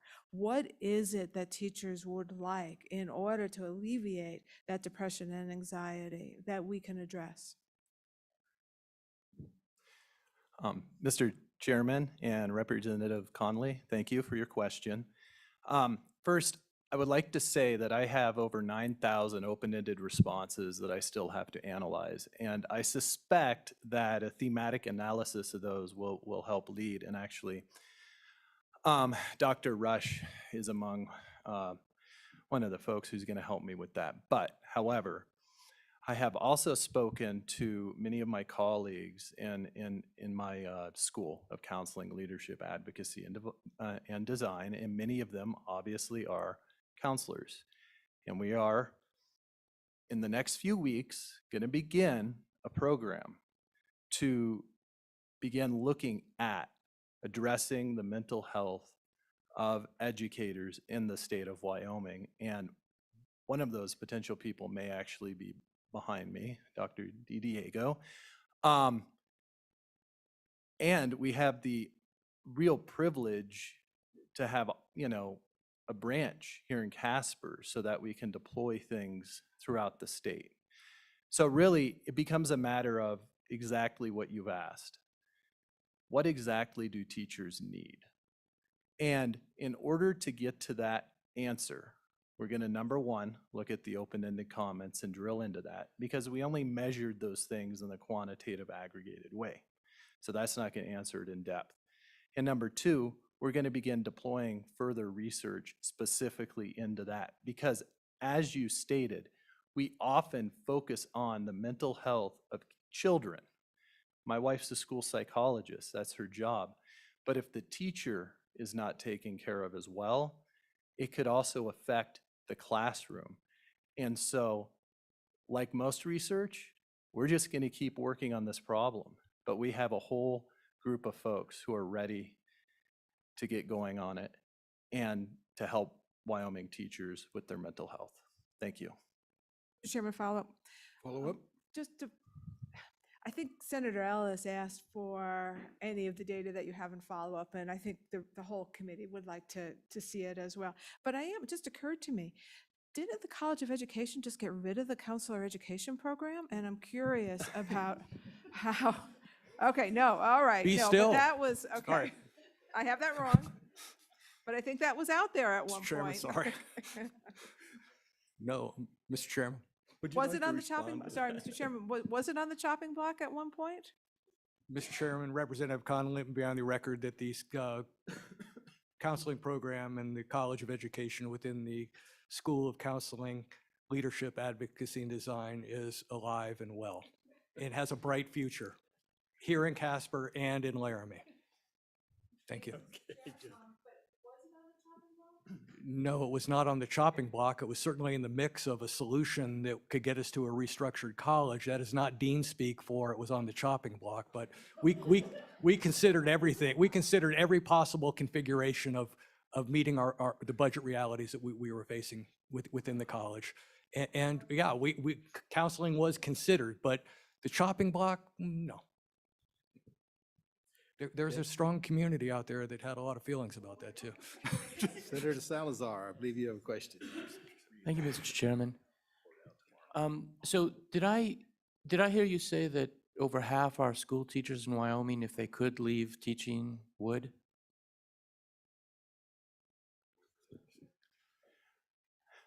Yes, but that's a sample of nearly 700. So we can make an inference. It's hard to calculate the margin of error, but I can tell you this, of about 670-ish teachers, 65% reported that if they could, they would leave teaching, but choose to stay due to financial or other reasons. Now, what if we were to sample every teacher in the state of Wyoming? That would be difficult to do, but I would say there's probably a sizable proportion of all teachers in the state of Wyoming who would answer in a similar manner, and probably a higher proportion than we would be comfortable with. I think it's important to think about, it's not just a matter of attrition. It's not just staying in your job, particularly when you're taking care of children. It's about wanting to be there for those children. That's a different issue to think about a little bit. And the fact that if something better came, you'd leave. If it were a marriage, that wouldn't be a good situation. Right? And so I think there's a lot of COVID effects. This is my own speculation. I think it's been a hard couple of years, and I do release a report tomorrow, and y'all can look at it. You'll find it at WEA. But I do think it's something national as well. I don't think it's unique to Wyoming. I mean, the National Education Association came out with their survey of 3,000 or something, similar results. But I do think that we have to think about educator attrition more than a binary left stayed. We have to think about how they are doing as educators and as caretakers of our children. Because the fact of the matter is, I go to work every day at the University of Wyoming for this guy simply because I know that my son is safe in a good classroom. And our entire economy depends upon that fact. So I would hope that my teacher is one of the 35% who really wants to be doing that job, or whatever the actual percent is outside my sample. So anyways, I'm going to stop pontificating and shut up. Who was first down there? Representative Obermuller, we'll let you be first. Age before beauty. Yeah, thank you, Mr. Chairman. Dr. Perkins, I want to address your second item, community support, as it relates to us. And just curious, in your interview of teachers, to what extent the political environment of the state, the support of the state, what's said about public education in the state from political leaders, if that's been part of your analysis. Thank you. I did not survey educators specifically on political affiliations or impressions of the state of Wyoming. I did ask a question whether or not they felt supported by the governor, by legislature, by WDE. And in the report that I released, you can read the aggregated counts and percentages of those items. Those did not tease out within my nerdy modeling to really predict anything about satisfaction. It appears that what is more relevant to teachers is what is closer to them. So the items about support from parents, support from students, support from their principal, support, from community members, those items really seem to, what we would say, factor well within it. And then the further away you got from that, it became more variable. In other words, there wasn't any, clustering within one or the other area in terms of those things. I think when I did some analyses asking about pre and post COVID type effects, how much time do you spend, working on the weekends? How many times do you have to cover for another teacher? We talked about substitute teacher issues. Those things seem to have mattered more than any politically related questions that happen to have been asked. And another thing I did not ask was the salary question. And the reason why I didn't ask that is because I'm a social scientist. I already know the answer to that question. I want to know what are things we can actionably do. You only have so many, Dean Thomas always says, degrees of freedom. You only have so many degrees of freedom with budget. But there may be a lot we can do with mental health, support, those sorts of things as well. So I hope that satisfied your question. Just to follow up, Mr. Chairman, it sounds like maybe we're not a part of that 65% dissatisfaction, which is kind of nice to hear. Go ahead. Sorry, I'm not good at the, okay, so Chairman, Representative Harshman. Oh, I'm misreading name tags. I apologize. Overmueller. I want you to go home and enjoy a good dinner knowing that no, I don't, I mean, again, I think it's more related to proximity, and so teachers day to day, the relationships with each other.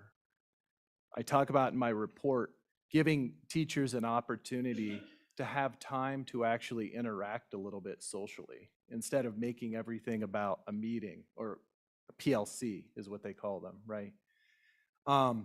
Positive interactions with parents and students. Those are the things that really seem to make a difference.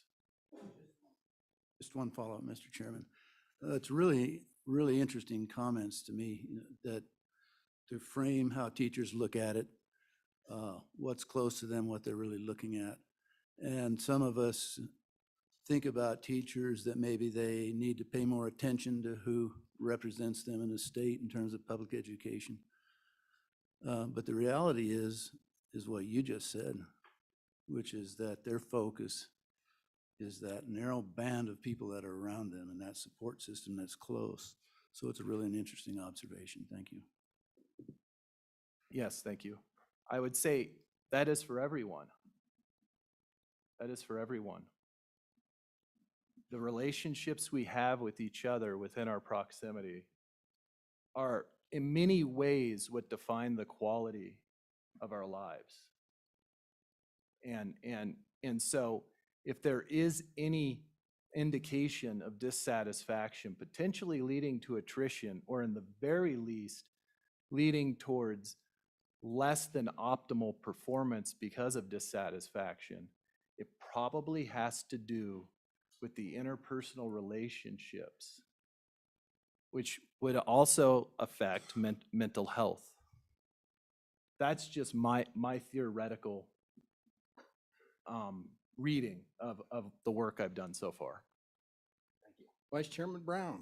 Thank you, Mr. Chairman. Just, I'd be curious to know, and if you don't have it off the top of your head, I would just be curious on one of the things that I know is circling around in my community, and I'm guessing probably a few legislators' heads as well. When we start talking about mental health of teachers and that kind of stuff, one of the things that immediately popped into my head is the amount of stress that each additional kid in a classroom can bring on.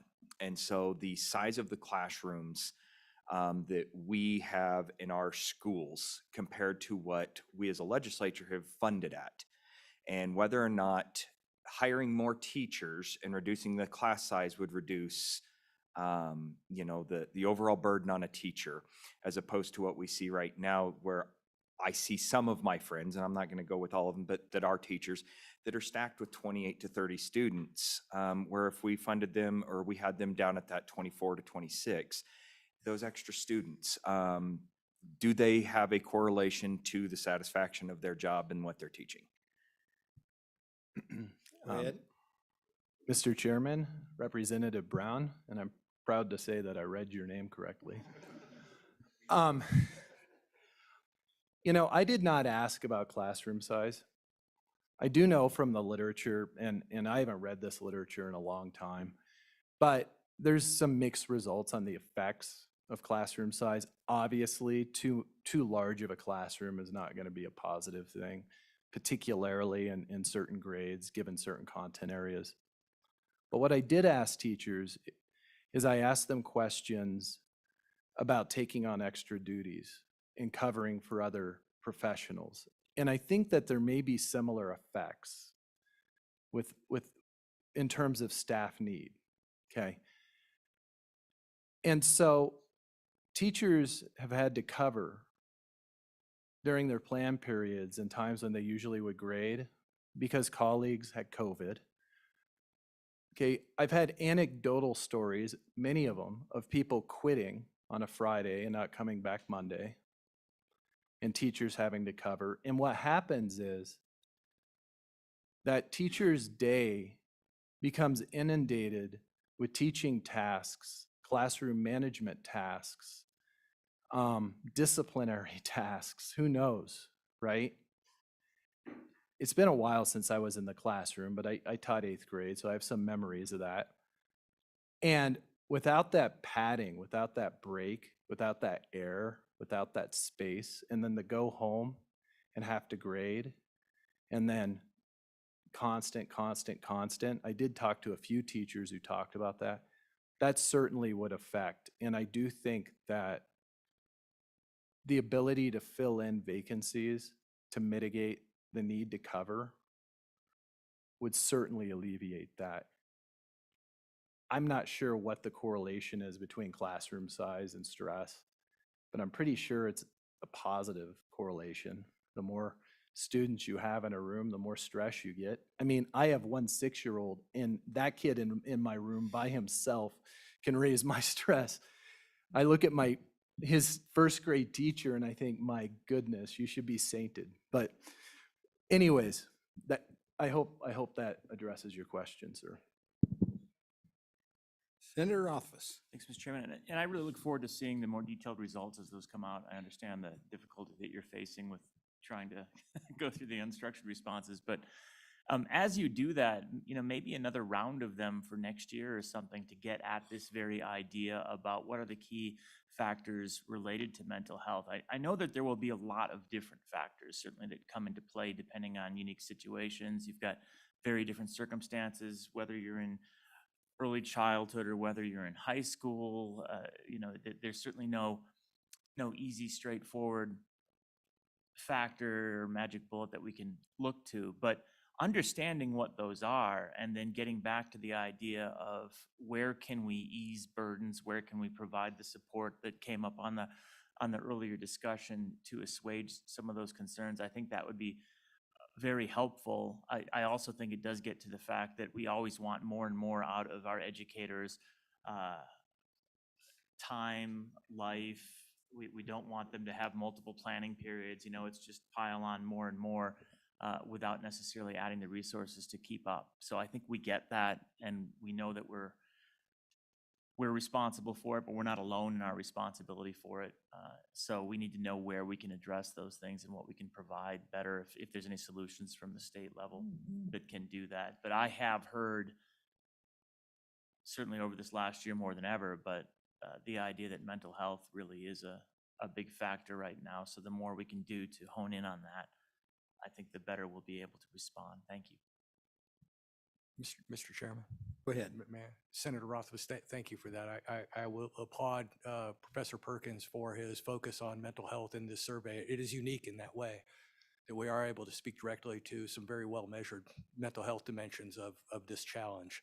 And the opportunity to continue to do this in a longitudinal fashion, particularly coming out of COVID or working our way through COVID, whatever the case might be, will be helpful both academically and from a policy and just practice perspective. So I thank you for your recognition of the value of that. I think it'd be interesting to know if we did another survey in a year or two after we've had a time for things to cool off, after you've had 25-year-olds in a room trying to keep the mask on them, and they're throwing up in the mask, their noses are running in the mask. There are cohort groups that you got to stay with them. When you go to recess, you got to take them to lunch. You got to bring their trays to them time after, if you have to go to the bathroom, you have to call somebody from the office to come over and watch your kids so you can go to the bathroom. So picture yourself being stuck in a room for about 6 or 7 hours with 25-year-olds and see what your mental health is going to be like when you get done. So I think the results may be a little different. And the other thing is maybe the most disgruntled people are the ones that are more apt to fill out the survey than the ones that are happy about being there. So just my comments. And I think with that, if you have further questions, I'd like to have you address this group separately. We're running into lunch and we're probably about an hour and a half behind. So I'd like to call a noon recess and we'll be back